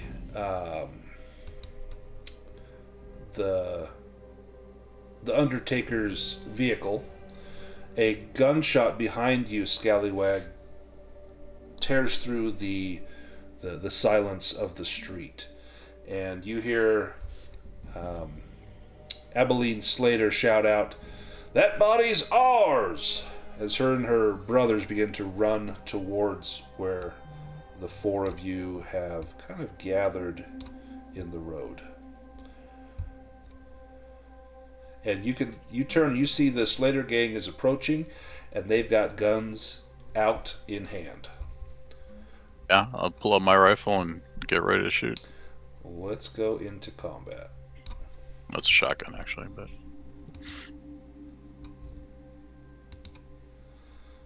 I've got a Winchester. I'm ready for him. Alright, so this game uses cards for initiative, like Dragonbane or like any other the other Year Zero engine games. If you go in the toolbar to the upper right, you can draw a card for your initiative, and I'm going to draw for the NPCs.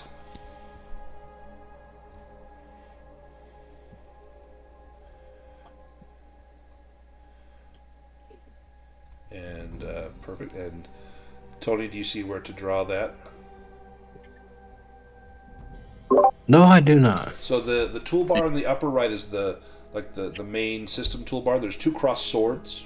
Click on that. Yep. You'll see you see Benjamin start with a hand of cards. Click on the hand of cards. There we go. Got it. I was looking under the cards. Card stacks. Casper Kronholm, he's going to swap initiative, and he's going to swap it with Benjamin. Now, Benjamin, you are up first. You've got you got an opportunity here. You know, everyone in the Old West, you know, all the stories we hear, it's all about the shootout in the street and, you know, daring someone to draw on you. You may have that opportunity here if you want to take it. If you do, there's actually a couple of rolls that are made, or you can just say to hell with it, let's just open fire. Or you can grab the cart and use it as cover and try and gallop away. What does Benjamin do? Benjamin draws a bead on the sister. Takes his shot. Now you can spend, so you have a fast action and a slow action. Your slow action is going to be to take your shot. Your fast action can be to aim, which will give you like a +2 bonus. So if you want to click on your gun, and then when you It'll pull up a secondary screen. The range is going to be short range. The type of shot is going to be an aimed shot. There's no cover, normal size. Visibility is going to be dim light. And then you can roll. I don't see any of that. So did you click on your rifle, your Winchester 1866? I did. And did it pull up the second screen for the modifiers? Do you have your character sheet popped out? I do. Pop it back in. Sometimes that messes it up when it's Okay. popped out. And then try it again. All right. So click the rifle. And I'm not seeing any screens pop up. Let's see. Well, Sorry. if you right click it, does it pull up the other screens? Or the other screen? Okay, shooting modifiers. There we go. So it'll be an aim Sorry. shot and dim light. I think were the only modifiers that we had. Aim shot. Dim light. Okay. Just roll. Yep. Then after that. And you want sixes, and you did not get a 6. You have a 1 point of faith. You can push that roll. And let me get to that screen. Oh, That's better. okay. 2 hits. So if we look at stunts, so you can inflict an additional point of damage. You can also, so one of the 6s will do a hit, and that hit is going to deal 2 points of damage. You've got an extra one to play with. You can deal an additional point of damage. You can spend that to pin them down. They'll take a point of doubts, which goes against their docility, and once that hits 0, then they're broken. You can also make them fall to the ground, or you can make it a critical hit. Let's make it a pin down. A pin down, excellent. So I'm going to mark her as prone. If it will let me. Let's see. Does this have prone? Alright, so she is prone, and she is going to take the 2 damage. So when you take damage, physical damage, the first point goes out of grit, and it's called a hurt.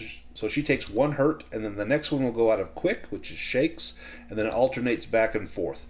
So it's a little harder to break someone if they have good grit and quick, but she does have a little damage, a little bit of pain, and a little bit of nervousness, and she hits the deck. Up next is Sadie McCall. So I'm on the wagon. I'm going to basically lean back behind the driver so that you have some I don't cover interfere with him. Yeah, but I'm going to lean back and I'm going to aim. I only heard her voice Yep. and I heard the gunfire, so I'll probably. Is she hard to hit now that she's prone? Like, She do is. I So see that she's much easier to hit if you're doing like melee, but if she's prone and you're trying to hit her with your shotgun, that's going to be a little harder. But you would see her brothers standing next to her. Okay, yeah, I think originally I would have aimed for her, but seeing that she's like ducked for cover, and Yeah. I'm trying to like aim at somebody who's easier to hit. Right. I guess I'll aim at one of the brothers instead. All right. So does it matter? Do I have to like indicate which brother it is? The middle one, this is Arlo, and you can target them if you want. I don't think it automates any damage. But Okay. that way I know who you're going after. So you're going after Arlo. Did it actually do the target? It did. When I did it? Yep. Oh, it did. Okay. I didn't see the So little yeah, indicators. I see a little magenta dot, and your color is magenta. Okay. So range. What's the range? It'll on it? be just like a normal range. Normal. So just short is the normal range. Yep. So Okay. and it will be. This is not an aimed shot because you're on a moving wagon. That's going to be a little tough. Okay. No cover, and target size is normal, and then it's dim light. So it's a normal shot, no cover, normal, and dim light. You Dim said. light. Yep. Okay. And that is a miss, but you can push it. Yeah, I'll push it.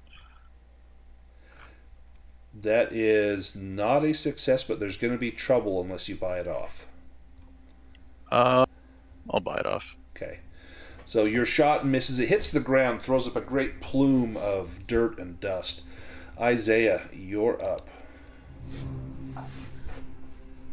All right. I will also target Arlo. I'll run around the what is it? Carriage. So that I get a little bit better of a shot on. I'll target Arlo and take a shot. And you can hear a muffled voice saying, "What's happening out there?" As Martinez is getting very nervous at hearing the gunshots. It's the Slaters. Stay down. Stay down. Nice. Take that shot.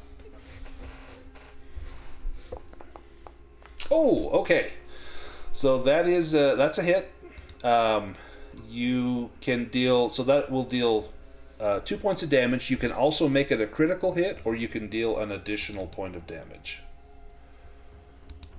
I'll make it a critical hit. Okay. Let me roll on the critical table. Let's see where I got that.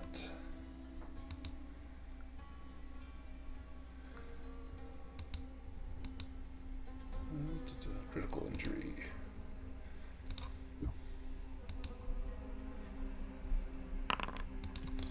Oh, in the chest, broken collarbone. So let me give him his damage. And that's going to take 24 days to heal. He has a -1 to his move, and he cannot run right now. So he's badly wounded. In fact, his arm is kind of hanging down as you got him right in the top of the chest. And Noah Slater, he's going to take a shot. He's going to shoot at Benjamin. And he pulls out his Manhattan Navy. He's going to aim. Dim light.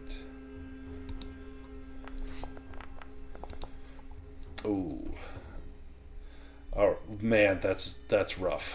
Okay, so that's going to be 1, 2, 3, 3 damage and a critical. So I'm going to apply the damage to Benjamin.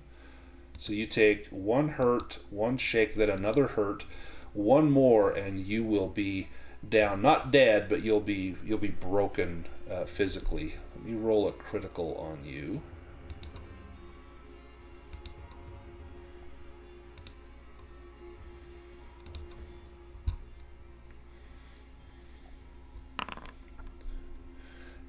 Oh, Benjamin, your heart beats 1 more time.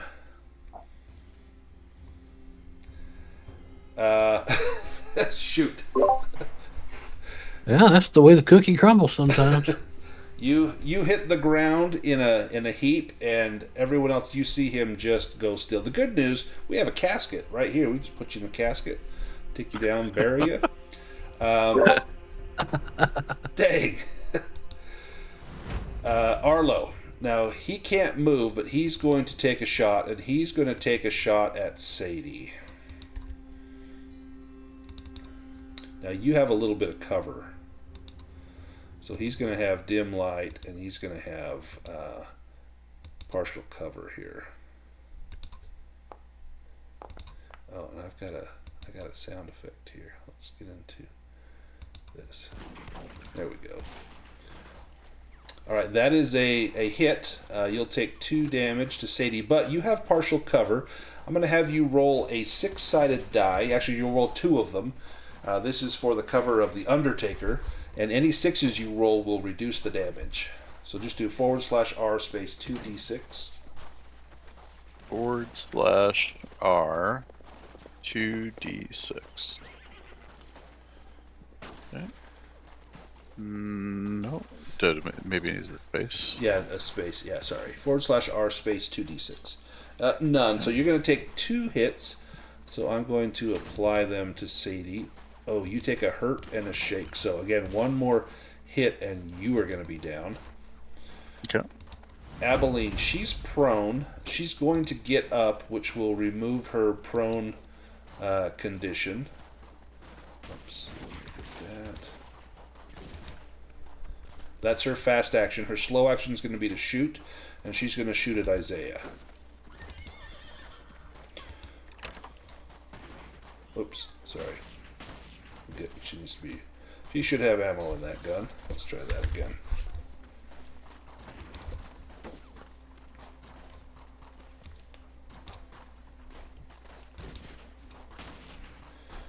And you've got a little bit of cover.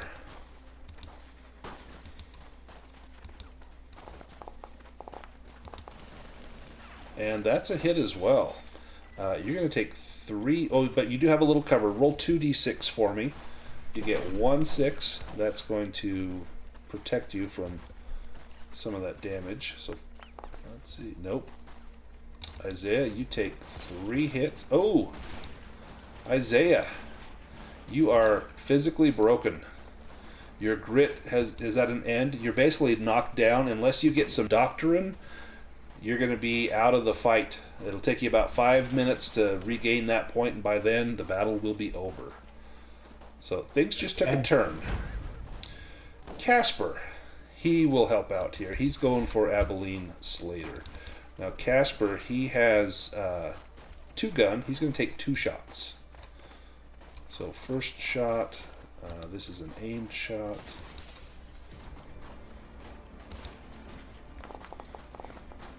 Oh, that's a lot of 6s. 1, 2, 3, 4. Okay, he's going to deal 1, 2, 3, 4 damage and a critical to Abilene.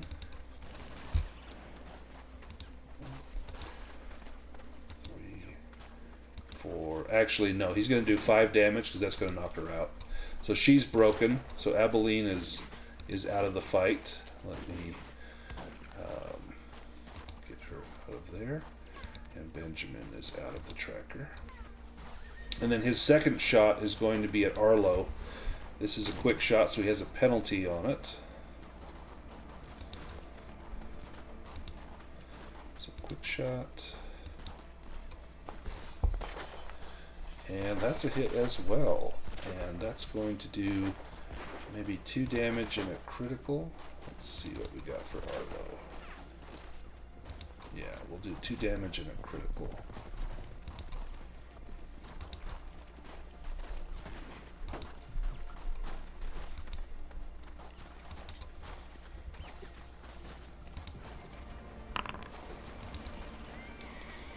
Bruised ribs, not fatal, but he cannot move well at all. So in fact, anyone that shoots at Arlo, he now has like a -3 to his move. You're going to get a +1 to try and shoot him because he's not very evasive. Scallywag, your turn. Well, with my movement, could I hop in the back of the wagon? You could. That would be your fast action, and then you still have a slow action. Which Right, would be then I to will. shoot. Yes, I will hop in the back of the wagon and poke my head up and take a shot with my shotgun. Okay. Who are you shooting at? At Arlo? It was who is Arlo that wounded? gave the bonus. Yes. And he's got no cover. Dim light. Is the Was only- what was the distance again? It'll be just the normal distance, so like no penalties or on it. The default distance.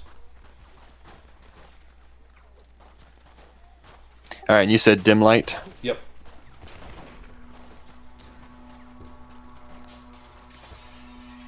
And a +3, sorry, for the modifier because he's wounded. +1.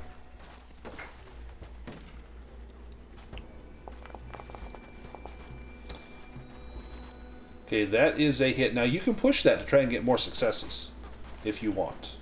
No, I think I'll leave it at that. Okay, so he takes 3 damage. 2. 1 more hit, he'll be out. So Arlo is really close. Let's go back into the initiative. Redraws. Isaiah, you are up.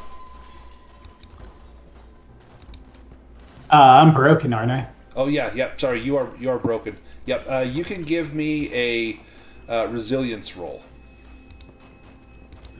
All right. Nope. And you have no faith. You're laying in there thinking, my time has come. Scallywag.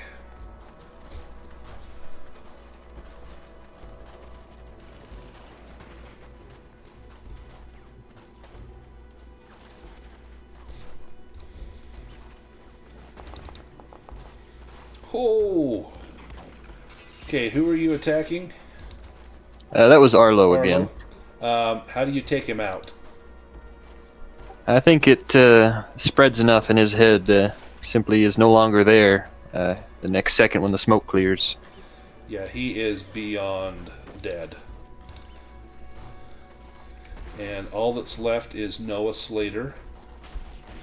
Sadie is down. Arlo's down. Noah's turn. Noah's going to shoot at Scallywag.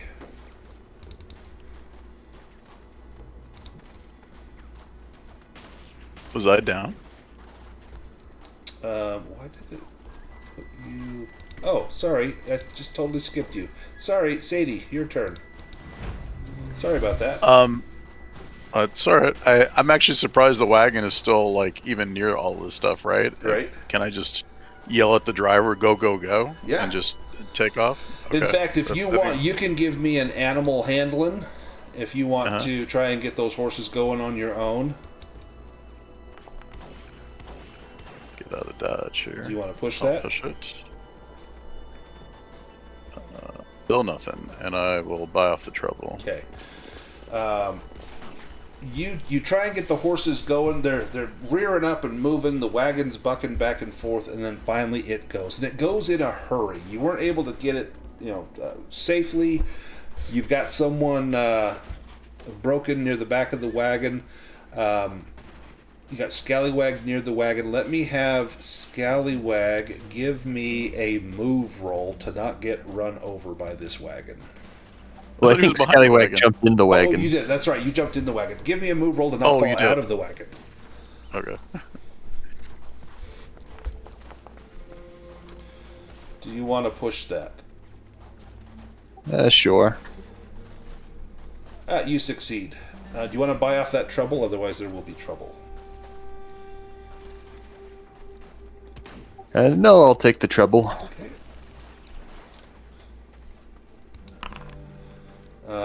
You're so shaken and shocked that for the next shift, you suffer trouble on a roll of 1 or 2, so kind of the same as before.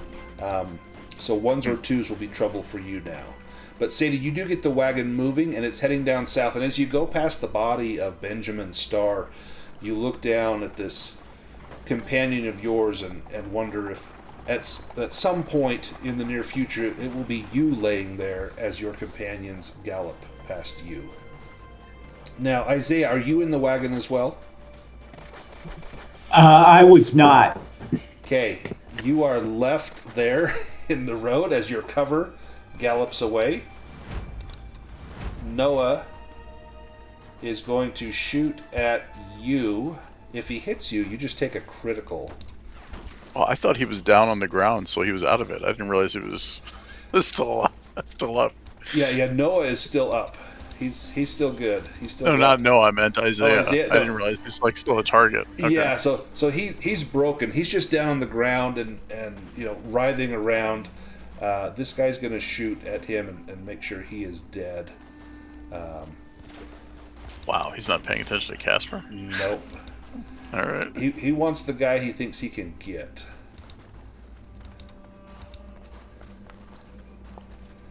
And he misses. Wow.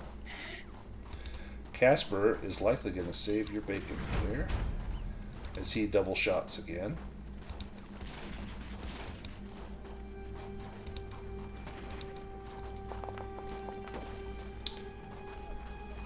First shot is 1, 2, 3 damage. Second shot is quick shot. Wow. 4, 5, 6, 7, 8 okay, 8 damage to him. Yeah, Noah is dead as well as the wagon gallops off, and the sounds of the gunfight begin to fade out of hearing as the last hammer falls. Casper will go down, claim the bodies of the Slater gang. Doesn't have to pay Benjamin any money now. Benjamin's dead. But Casper got what he wanted. He will also go to Isaiah, and he'll make a doctoring roll on Isaiah. Nope. Says, "Sorry, son. Wait here. Someone will come for you." And within a few minutes, Isaiah, you're going to regain 1 point. That'll go into your hurts. The wagon has gone on without you, but you can get up and go past it. Or do you stay here and tend to Benjamin's body? What does Isaiah do? Is there anything on Benjamin's body that's useful for right now? Loot his body. He has a rifle, a Winchester 1866. He's got and he has a knife. I'll take the rifle and go after the wagon. Okay, let me put the rifle on your character. Let me grab that. And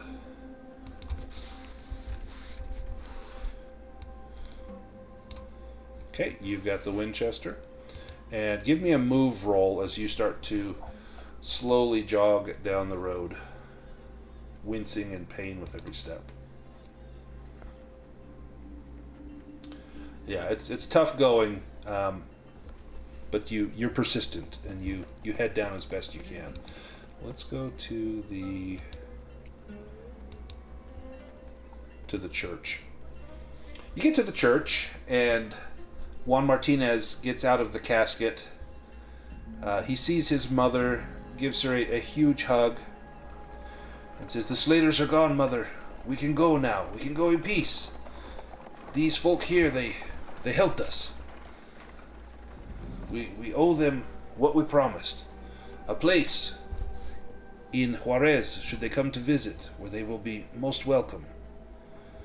As well as money. $200. Father Ramon, please, the money." And he will bring you the money that was promised. Now this was promised to Isaiah, who's not there, but Martinez is a man of his word. Now, the epilogue, if you let Martinez go, he makes a run for Mexico. You've gained a powerful friend south of the border, and you'll always be welcomed warmly in Juarez. You have made potential enemies of the other 2 German bounty hunters. That's something you're going to need to watch your back for, because you used information that they had to get that bounty. You're certain it can be smoothed over. They seemed like reasonable men. But there comes the time to bury Benjamin Starr. We have a casket in here. Does anyone say any words over his grave before Father Ramon begins to throw dirt over the casket?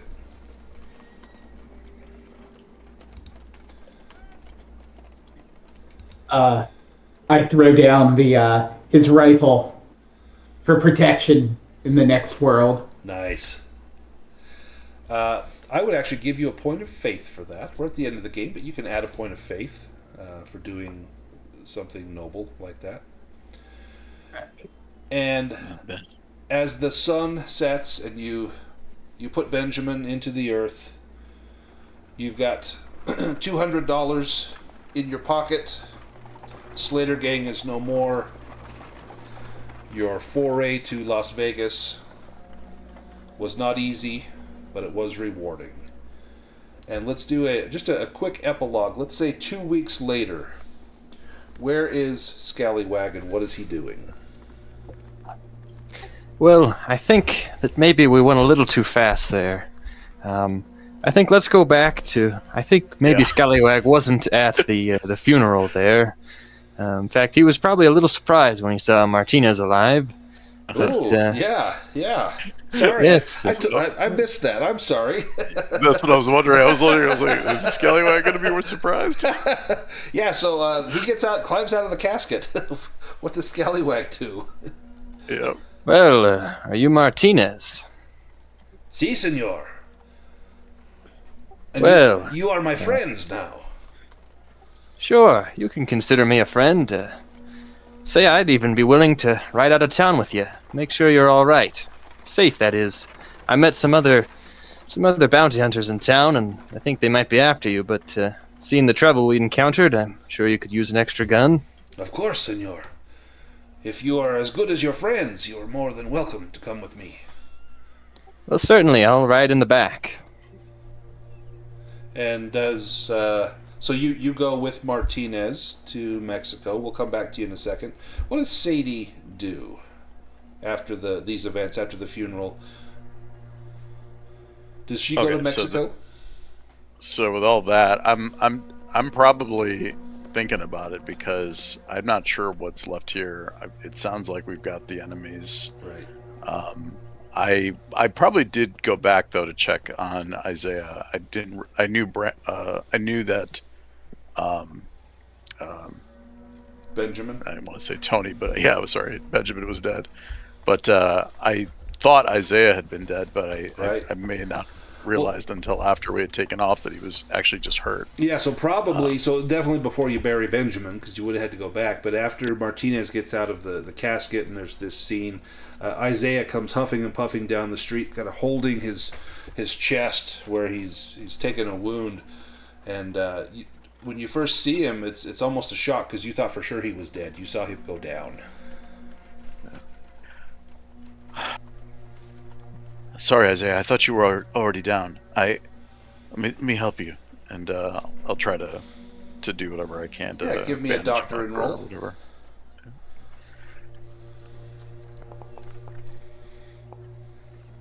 I'll push it. You want to push it? I will. Oh, do you want to buy off that trouble? Oh my God! 3 points of trouble. I'll buy it off. All right. Nice. You put as much faith into it as you can, but you know that time will heal these wounds. Isaiah, what do you say as you come up to this scene and see that Martinez? It looks like he's going to make it out safe. I'll be like, looks like the plan worked, and as I'm like wincing in pain and like, all right, Undertaker, can you give me a certificate of death for Martinez here so I can give it to I can collect that inheritance? He's going to want a little bit of a bribe to do that. He's like, this could come back on me, and I can't have that, so maybe we can come up with some sort of agreement here. This will be a performance role to try and barter this out with how much you want to pay. He's asking for $150 up front.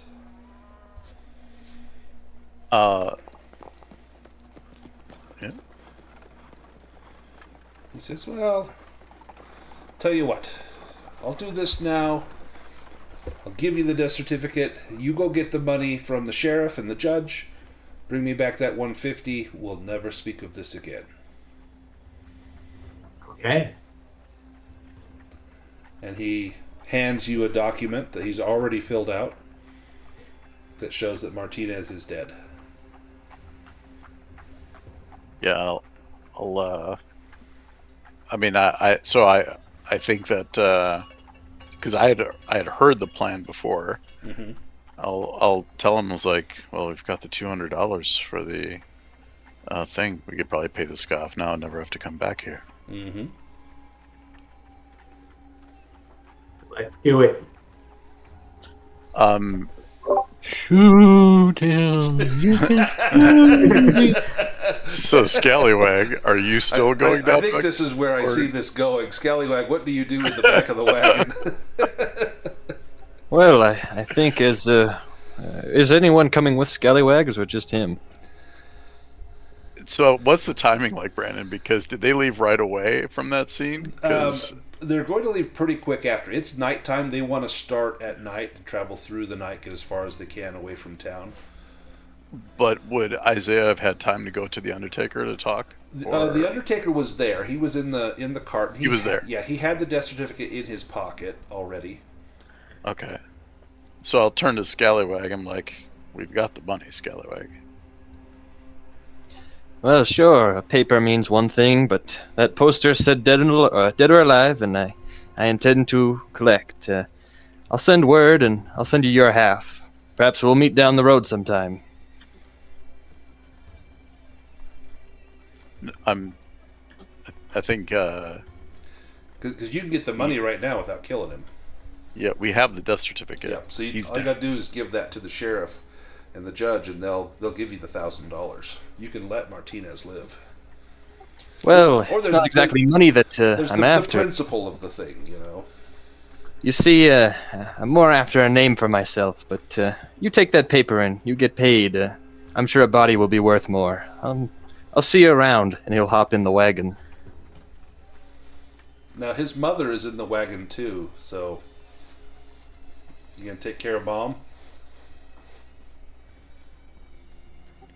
We'll see. We'll see. We've got a long ride ahead of us, and we'll see how it goes. I could see the cart heading off into the darkness, and then as you guys turn around, let's get a drink. You hear like one gunshot and then a second gunshot, and that's like where the scene ends. It's like, oh great. Then the sequel, it shows like the old lady with this little pistola that she's got secreted in her shawl, and she shot him twice. This time it's personal. So is that how it ends? Do we find out? Does Scallywag take out Martinez? We got the money. We got some goodwill in town until they find out what happened.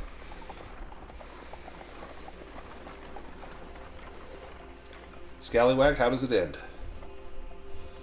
I think it ends as Scallywag and Martinez and his mother right out of town, and I guess we'll never know what happens. Nice. Awesome. Well, I'll probably turn to. I've seen them right out of town. I think I'll turn to Isaiah and like, we better cash that and get the hell out of here. yeah, can we get this in cash? And you guys head over to the sheriff's office. You're going to knock late at night, get him out of bed to get that money. And that's where the adventure ends. What did you guys think of Tales of the Old West? I enjoyed it. It's super fun. If you're familiar with Year Zero engine games, it's so easy to pick up. If you've never played a Year Zero engine game, it's a little weird at first, but like, who doesn't love rolling tons of dice? Well, that's the first time I'm playing Year Zero, so that it's always the same concept. You roll a bunch of sixes. Bunch of and there's six-sided trouble. dice, and you want sixes. In some games, there's not trouble. So the trouble dice, where the first up to 5 dice are trouble dice, that's unique to this system. Other systems like Forbidden Lands, if you roll a skull, it's not a problem unless you push it, and if it is, then your stat will actually take damage, but then you'll earn willpower, and then you use willpower to trigger, like, to cast spells and use your big abilities. Same thing with like Vaesen. There's no ones in Vaesen, but you're rolling a bunch of dice trying to get sixes. Same with like Blade Runner, Alien, Twilight 2000. They're all basically the same idea. You're just trying to get the max number on the die, and then bad things happen, like if you push the roll and you have these negative modifiers on there, like with the skulls or the ones or something like that. Sure. Out of curiosity, how big is the trouble table? It is. Let's see if I can share it with you. I think so. I've got a couple documents in here. I've got the entire rules is under the journals, as well as a thing called Fist Up, Guns Out, which just teaches you how to do combat. I don't know if I've got the trouble table on there. I've got my book right here, and I can look at it real quick. Oh, actually. And just so everybody knows, Benjamin won the game. And His big dream was to never have to speak to another human again. I was thinking like the cemetery is facing the mountains, and I that's think perfect. Benjamin probably would enjoy that. Yeah. Yeah. So, did that post to you the trouble? Mm-hmm. So that's for physical, so like grit or quick, and there is another one that is for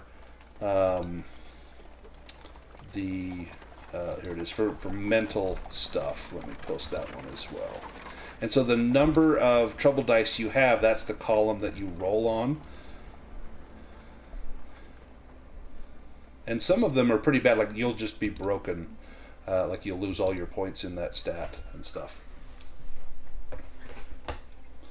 What did you think, Andy? Did you like the Western themed games? Did you like this rule set in particular? Like I say, it's a relatively brand new game, and the guys that wrote it have actually watched my other video that I did of this game, so I know they'll watch this one as well, and I'm sure they would love the feedback. Yeah, I like this.